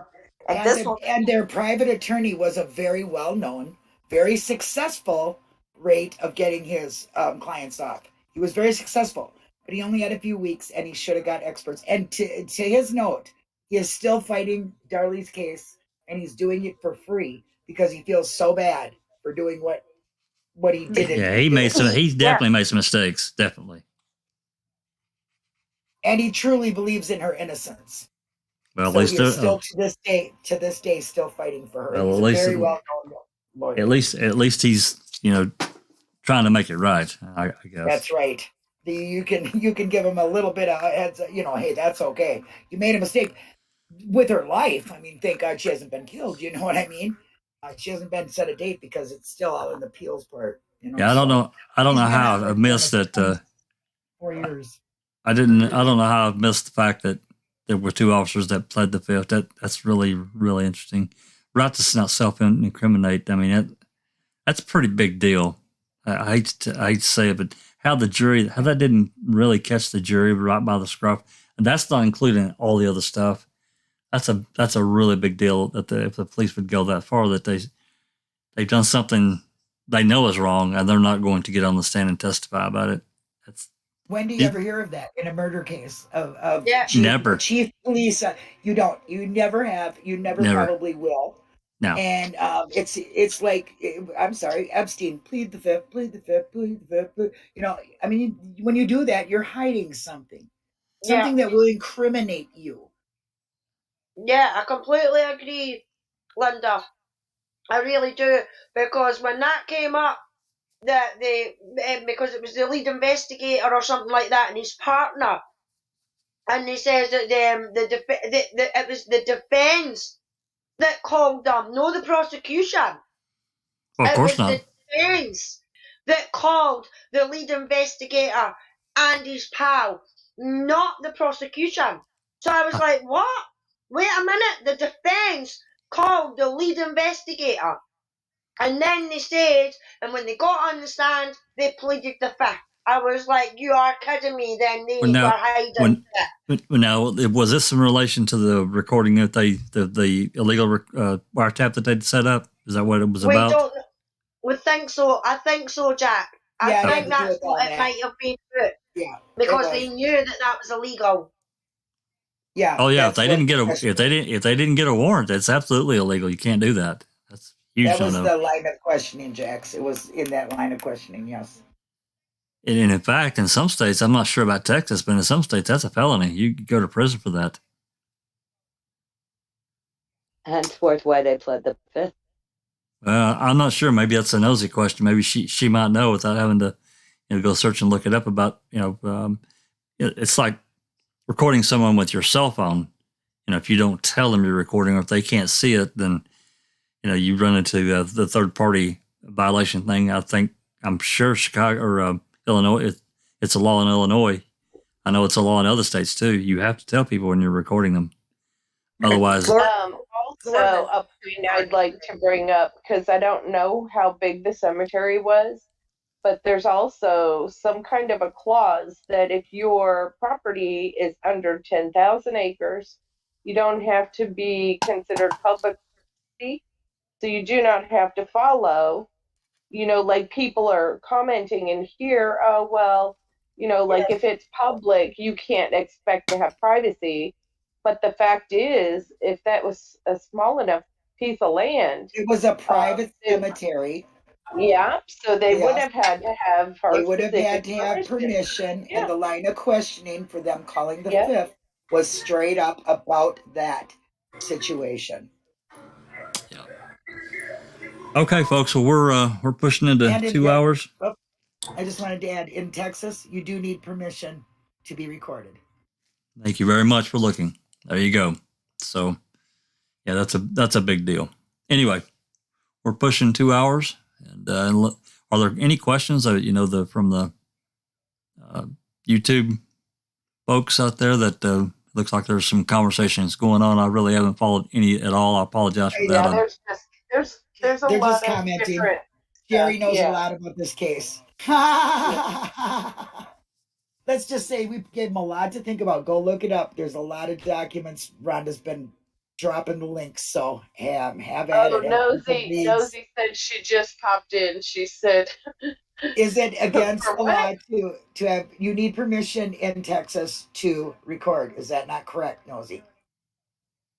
And you did touch upon the picture a little bit, but there is a picture with a shit ton of X's on it, which is marking all the different blood and blood spots in that den. And the amount of blood is it's everywhere. It's everywhere in these very large rooms of their house that they had. There is another one I think that's mapped in colors, so you could tell whose blood is whose. Too, Yeah, if I remember I did correctly. pull It up. says you do not need to tell people you're recording them, not even in a public cemetery. That's what I thought the big issue was. I thought it's different for the police to set up like surveillance equipment and tap there's a little bit difference there, and being that it was in a cemetery where most people believe they have the privacy to grieve was the issue or something like that. And I don't think they ever filed charges or even looked into it at all because he pled the fifth. He wasn't going to say, yes, I illegally tapped the cemetery plot to try to get Can Okay, I or whatever his reasoning. Can I pop in here real fast? Of course. Please. No, you do not have to tell someone in Texas you're recording. You can record anyone, anywhere, anytime, any place. The only place you cannot record someone as long as they are is if they are inside their own home. Oh, other that's than what I was that, reading. kids and adults are That's free what I read. game. I lived an entire year of this with some weirdo in our cul-de-sac who videotaped the kids every day. I mean, there were Was it the same in '96? But it wouldn't be the same for the cops. That's So another question, and it's also different for cops. Yeah. yeah, it would be right. different. We're a one-party state. You don't have to let anyone know. Florida's a two-party. I just read it in the privacy of your home. No, okay. I thought Florida was a one-party state. Florida's a two-party state. You can record them, but you can't use it as evidence. Yep, that's Minnesota. Wisconsin's a one-party state. We know that. I think Illinois is a two-party Florida state. cannot use it in a court of law. You can record all you want, but it's not. You can't. You can't use it. You can't use it for any. You can't use it. You can't use it for anything. Yeah. Yeah. Interesting. I'm still blown away though. Those guys would plead the fifth on the stand. Yeah, I know someone who just had like 4 felony charges dropped because of that in Florida. Okay, Dr. Silkman will tell you exactly what they convicted her on. They convicted her because of the Susan Smith case that was a year before that, and because she was flashy, and they felt that she was a material woman who didn't have time for her children. They were just taking money from her. So it was a media, public opinion conviction, if you ask me. Absolutely. Sound familiar? Yep, that's exactly what it was. Once that news story broke, where they shot them in the cemetery there, Doc Silkman, of them having a little small celebration for one of the boys' birthdays, that was it. Party over. They turned on her. So, a really interesting case.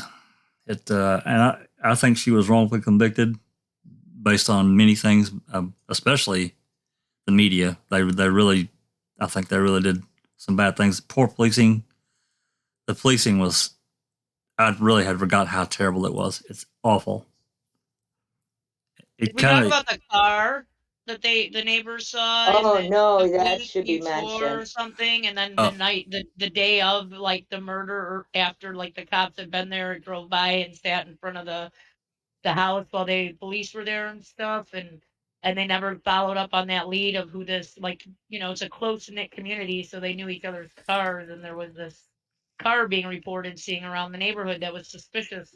There was also a burglary. There was also a robbery, like a few days or maybe a week or so before, or a couple days, and supposedly that dark car, dark car was involved in that, and they never followed up on it. Darren himself went around looking for that car. They arrested Darley because he figured nobody would ever follow up on it. That's right. But before I left earlier, when you were doing that stream, it was the neighbor. It was about 5 days before, I think she said, that dark car pulled up outside her home, and the person rolled down their window and was looking at Darley and Darren's house. She approached the car. She approached the car, and it drove away quickly. Right. And the next day, it was there too while the police were on the scene. It was there. Now think of it this way. There's a burglary in the area of somebody else in the area with this dark car. This dark car pulls up, is watching this house with Darley, who is wearing tons of jewelry, is very flashy, has nice things. There's a Jaguar in the in the driveway, wouldn't that make them a good target for a robbery or burglary? And she had a nice car too. I can't remember That's what. right. And in the that night of that, there was no car in the driveway. No, hers was in the garage or pulled in, whatever. Wasn't in the driveway. Correct. Right. And wasn't his in the shop or something? I'm not sure. About yeah, it was in that documentary that Jinx streamed. It something had happened to it, and it had to get towed to the shop or something. Yeah. Right. So it was normally in the driveway, and it wasn't. Correct. I think it was normally in the driveway because it broke down a lot, because it was an older one. He was trying to, he's clawing his way up the ladder. Right. Right. Those tip sheets are pretty interesting. There was one in there. Her friend was very similar looking to Darlie Routier, and there was a man that had been following her friend and stalking her. And the woman was like, I'm just worried maybe he saw Darlie thinking it was my friend and followed her home. Because Darlie was a very attractive woman.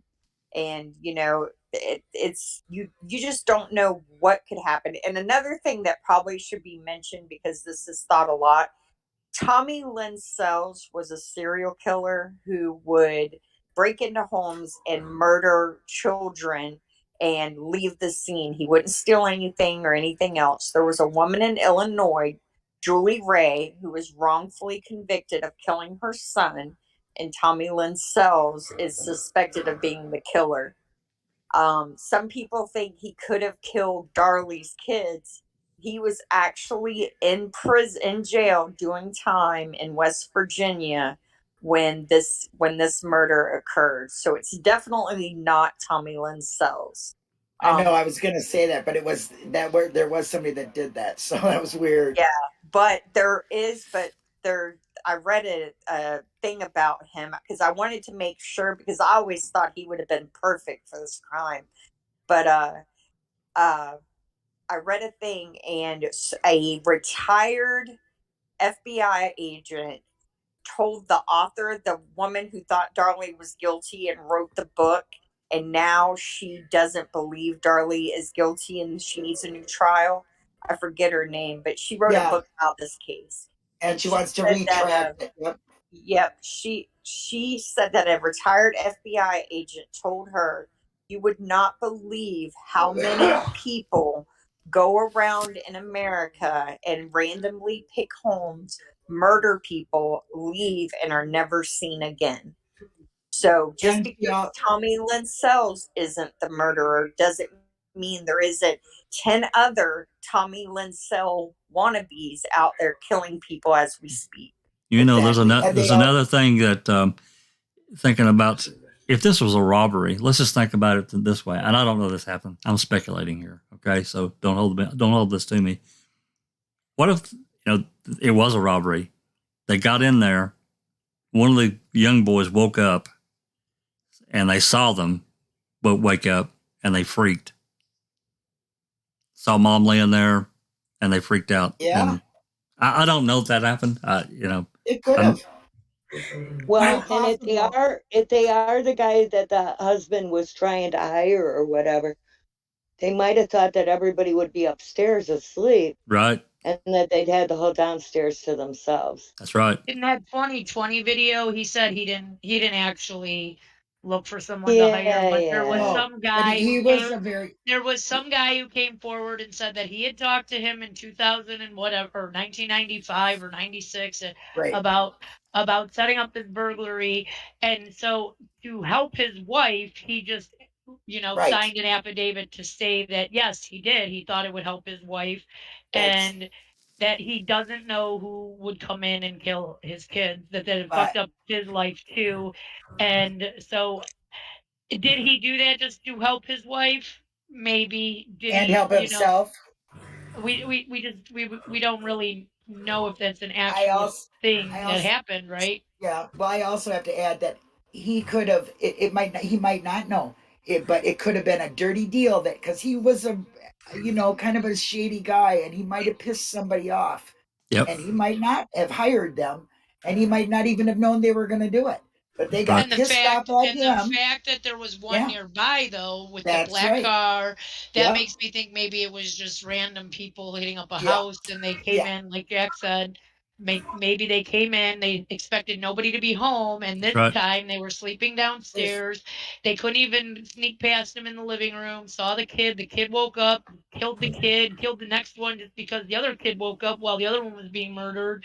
And then Darlie, and she woke up, somehow in the commotion eventually after she was, like they say, she was stabbed laying down, you said, maybe? Yeah. So, well, everything's possible, you know what I mean? Because we don't know. The only thing I know is she didn't do it. She fights him off, and they take off running, or he takes off running, or whatever. Yeah. But she probably starts. Go ahead, Jax. I was just going to say, she probably started screaming for Darren right immediately, I would imagine. But go ahead. Yep. Darlie and the kids were sleeping downstairs. Damon and the baby Darren and the baby were sleeping upstairs because there was something wrong with the AC. So that's why they weren't all sleeping upstairs to begin with.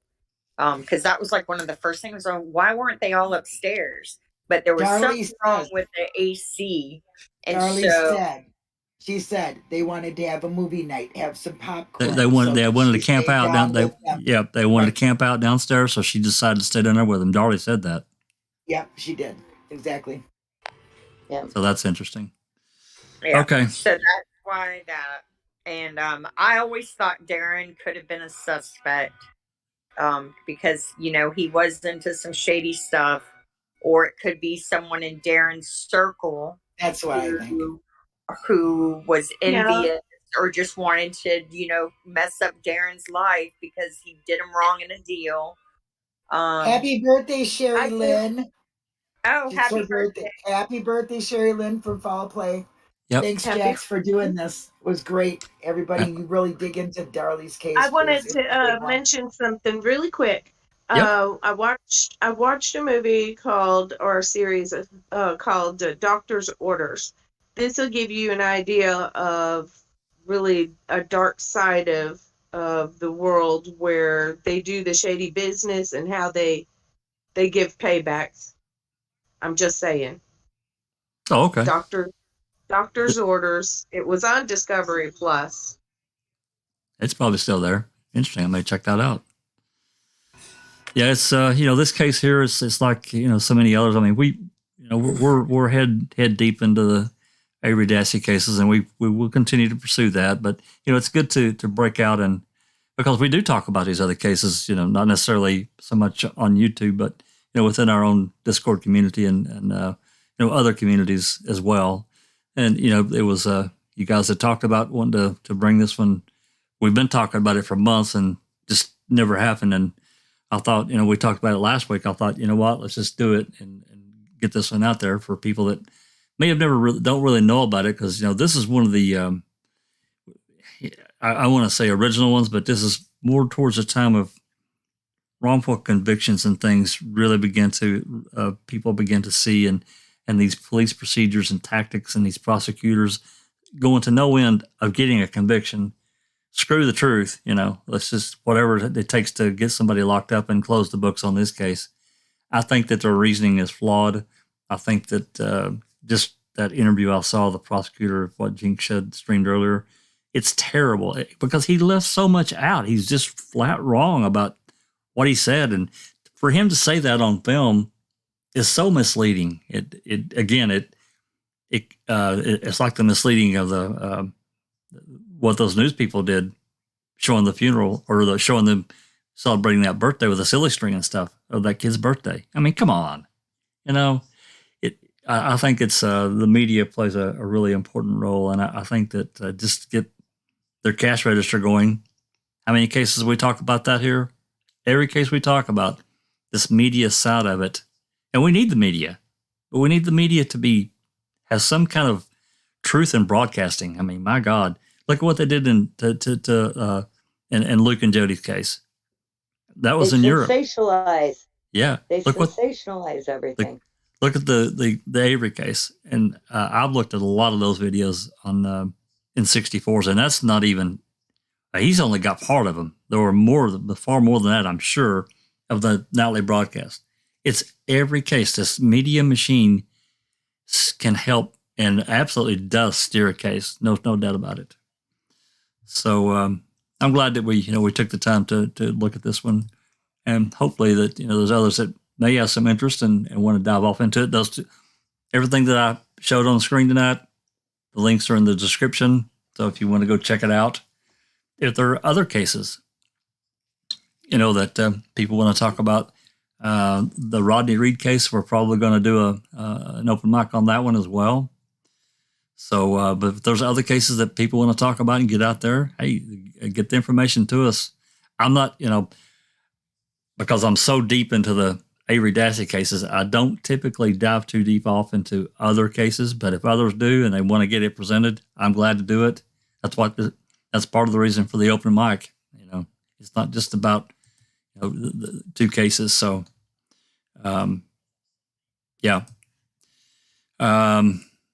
Any other comments or anything before we kind of get a wrap up here about what's coming up and what be? I just want to mention one more time, she's still on death row, so she is still fighting for her life. Darlie is. She's been on death row 25 years. And that death row means solitary in a 13 by something odd size cell by herself with her meals every day by herself. Yep. They get 1 hour. Well, with COVID, they probably don't even get that. I think they get 1 hour a week. And that is solitude too. Yep, and that is solitude too. Your only people you talk to are your neighbors next to you, and it's through vents.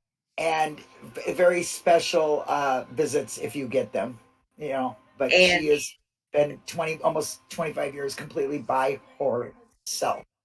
The last that I heard, her son is very involved. Like, he still visits her as much as he can. Did we mention that he beat leukemia? Yeah, nope, didn't say that. Almost lost her. She almost lost her other child, and he beat the youngest. Leukemia. Yeah, he's in remission. Yeah. Yep, and he fights and believes in his mother's innocence 100%. That's excellent. And her and Darren are divorced. He still says she's 100% innocent, and that he'll love her for the rest of his life. He divorced her to move on. His kids. Yep. Yeah. But thank you, Jax. You're welcome. To do Darlie for a long time, and I'm glad we did. Thank you so much. Yeah, you're welcome. Oh yeah, glad to do it. Like I said, other cases that we want to get out there. Let's get the information together, and we can get it presented. I'm glad to turn the mic over to people that know what they're talking about and just let them do it. That's fine. I'm okay with that. So I'm just going to kind of go down the list here about upcoming things. I again want to congratulate Alice for what she did today. She bit the bullet, did her first video. It was really good. You're natural. You look great on screen. You presented well. I know you were nervous. You were sweaty. I get that. I remember the first couple of these that I did. I was really nervous. I was a wreck for 2 weeks. But, the first one's the hardest. It really is. It'll get easier. As you're presenting things, it can get technically challenging, but you'll get the hang of it. You'll do great. Fantastic job. So what's next? Everybody should go over and give her a view. Yep. And look at what she's got going on. Yep. Get her a like and a subscribe. Let's get her some subscriptions going and support her. Don't forget to ring her bell. Yep. Ring my bell. Ring my bell. So what's your next video going to be, and when's it going to be? Come on. That I'm not 100% sure of.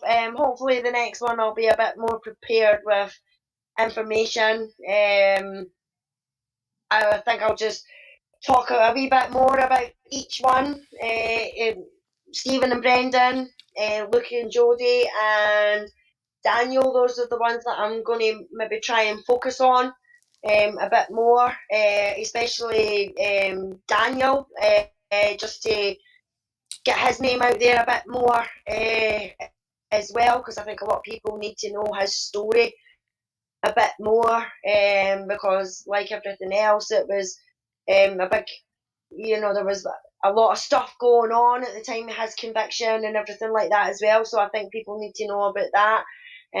So hopefully I'll get to do that soon. But thank you to everyone who came along today. Thank you to everyone who's just subscribed already. Excellent. And I'm going to put I'll add a link in the description to your YouTube channel so everybody can easily get to it. Thank you very much. You bet. BB, you got anything going on? We lost BB. No, I'm good. Okay. All right. Linda, checking convictions. Anything happening? Nope. Just the same old, same old. I would ask. Yep, I would ask Hugh, but he's not talking. Oh wait, his mic's busted. Sorry. Jinxie, when's your next? Come on. When's Ryan? Come on. I think I'm gonna Ryan. I think we're gonna do some Hellgas Lautenschlauter on Wednesday. Give a little teaser of that stuff. Sweet. And then we'll probably do Ryan Saturday, right, Nosy? Yeah, come on, Nosy. Yep. Hopefully I can get some people in there to talk. Tried to bug T1. He said no. Sapper Cop, I'm hoping he'll come. Maybe Linda will be there. Maybe we should check on Allie still. Someone else. What maybe. now? Yeah. What now? T1 didn't want to come on and talk? No, man. What? I mean, I'm like, what the hell, man? You talk for everyone else but me. Let's all blow up what his the DMs. heck? Yeah, but the problem with T1, you get him in the channel, he won't stop. He won't shut up. Yeah, I know, right? But then when I ask him, it's like zippered lips and everything. There you go. Cool. All right, thank you. That's it. Cool. Thank you very much. Nosy? Nothing going on here. Same old, same old. Oh. Go check out the new intro I'll be using because Becca Chu made me a cool new intro with my special guest, Nosy Wren, and mixed in with it now. I saw that. Yay! Cool. You mean she didn't have to paste herself in there? I thought she should have used some of those because those were hilarious. Very good. Sunshine, Christina. Nope, not much. I guess I'm going to learn how to be a mod since I'm now a foul play mod. Thank you very much for asking me. You probably should think about sitting down writing some poems. I know you. I haven't got lots of jobs. Why haven't you done any yet? Yeah, lots of jobs. I have to write some follow-ups to all the FOIAs that I wrote on my little my Speedy Gonzalez FOIA writing session I had. And then just battling the misinformation. That's what I'm all about. The guilt crew on the Stephen Avery, Brendan Dassey case, they're committed to spreading that narrative no matter how ridiculous we know it is. So it's been that way since day one on the Reddit front. Yep.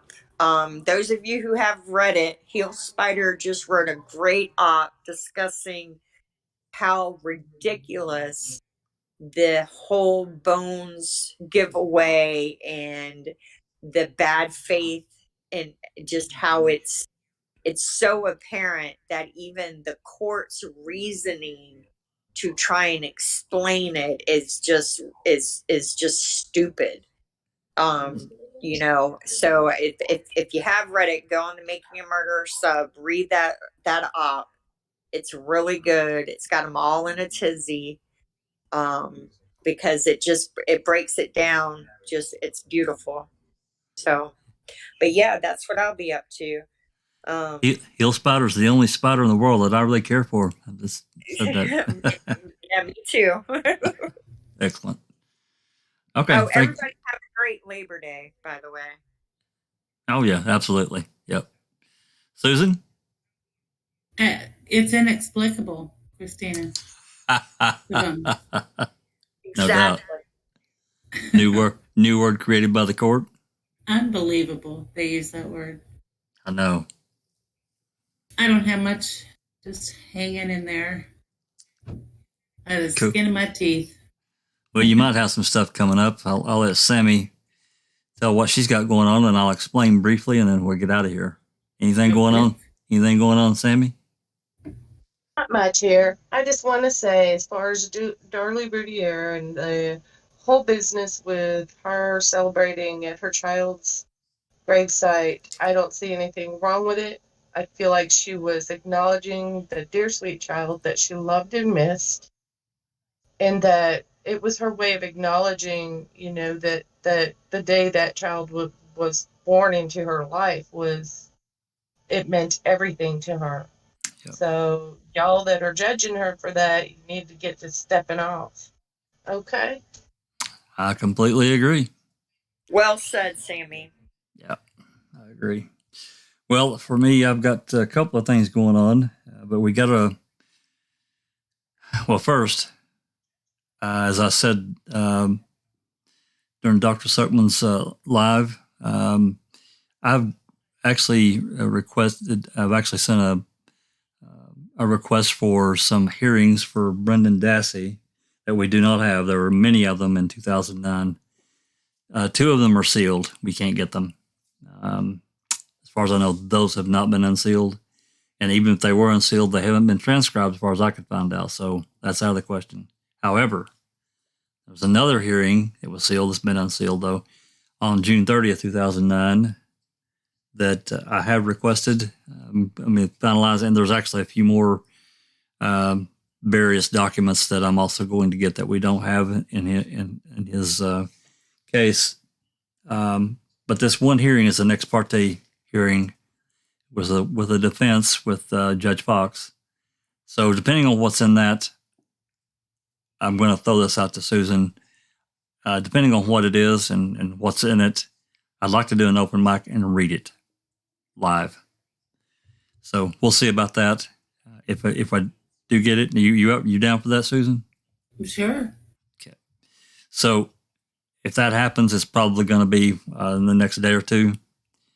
We also got to keep in mind that there's a reply due in the Avery case by the 9th. So I suspect we're going to have something coming here in the next few days. So once that's done, I imagine we'll also be doing a special open mic to get that read and memorialized, and so we can discuss it. Hopefully it won't be a copy and paste job, but I suspect it will be. About what the state's going to say, I don't know what more they can say except, copy and paste from all their other replies and try to make some kind of sense out of it, which it won't. So anyway, that's coming up. That's all I've got going on for now. Oh, can I ask a quick question, Jax? Please. Why are any of these hearings sealed? What's the reasoning behind that in Brendan's case?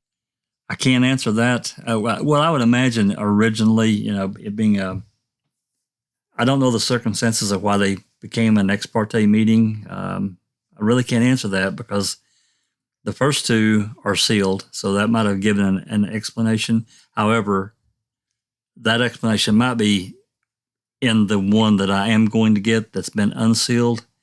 But to answer your question right now, I don't know why they would be sealed originally.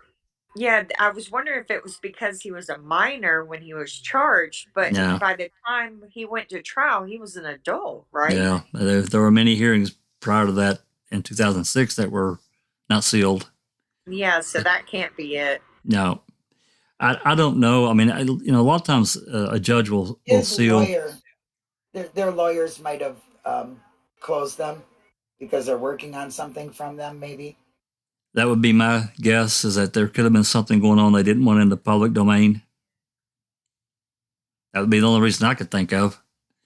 However, and I said this the other day, there's about I can't remember how many lines. It's about, I think it's a page and a half, something like that, that is redacted and has to remain redacted even after the testimony was unsealed. That was part of the order that Judge Fox put in, which I found that really kind of strange, why they would redact anything. So anyway. What is the testimony about what? Like, is it a whole witness testifying? Or is it No idea. All I know is a defense ex parte meeting with Judge Fox. That's all I know. There's no. Yeah, and I think it's the lawyers that are holding it sealed, if I remember correctly. So something they're doing. I don't. It doesn't tell in the compilation of the record, so I can't answer that one. Maybe if we, Yeah. once we get the other record, it may give a better explanation. Maybe we can understand what they were doing. So, anyway. Yeah, very interesting. Yep. Hopefully. Well, we'll see. And it may not be anything at all. Maybe something that's old news, and we'll just read it and make it part of our recordings here on the channel, which we'll do anyway. But I suspect there may be something interesting in that particular hearing. So anyway, that's pretty much it for me. And I'd like to thank everybody for participating and the good ideas, the good discussion, and keep the ideas coming. Let us know. Tell someone. And if it's of interest, if there's enough interest, then different case, whatever, we'll make it happen. Thanks again, everyone. This has been a Foul Play production.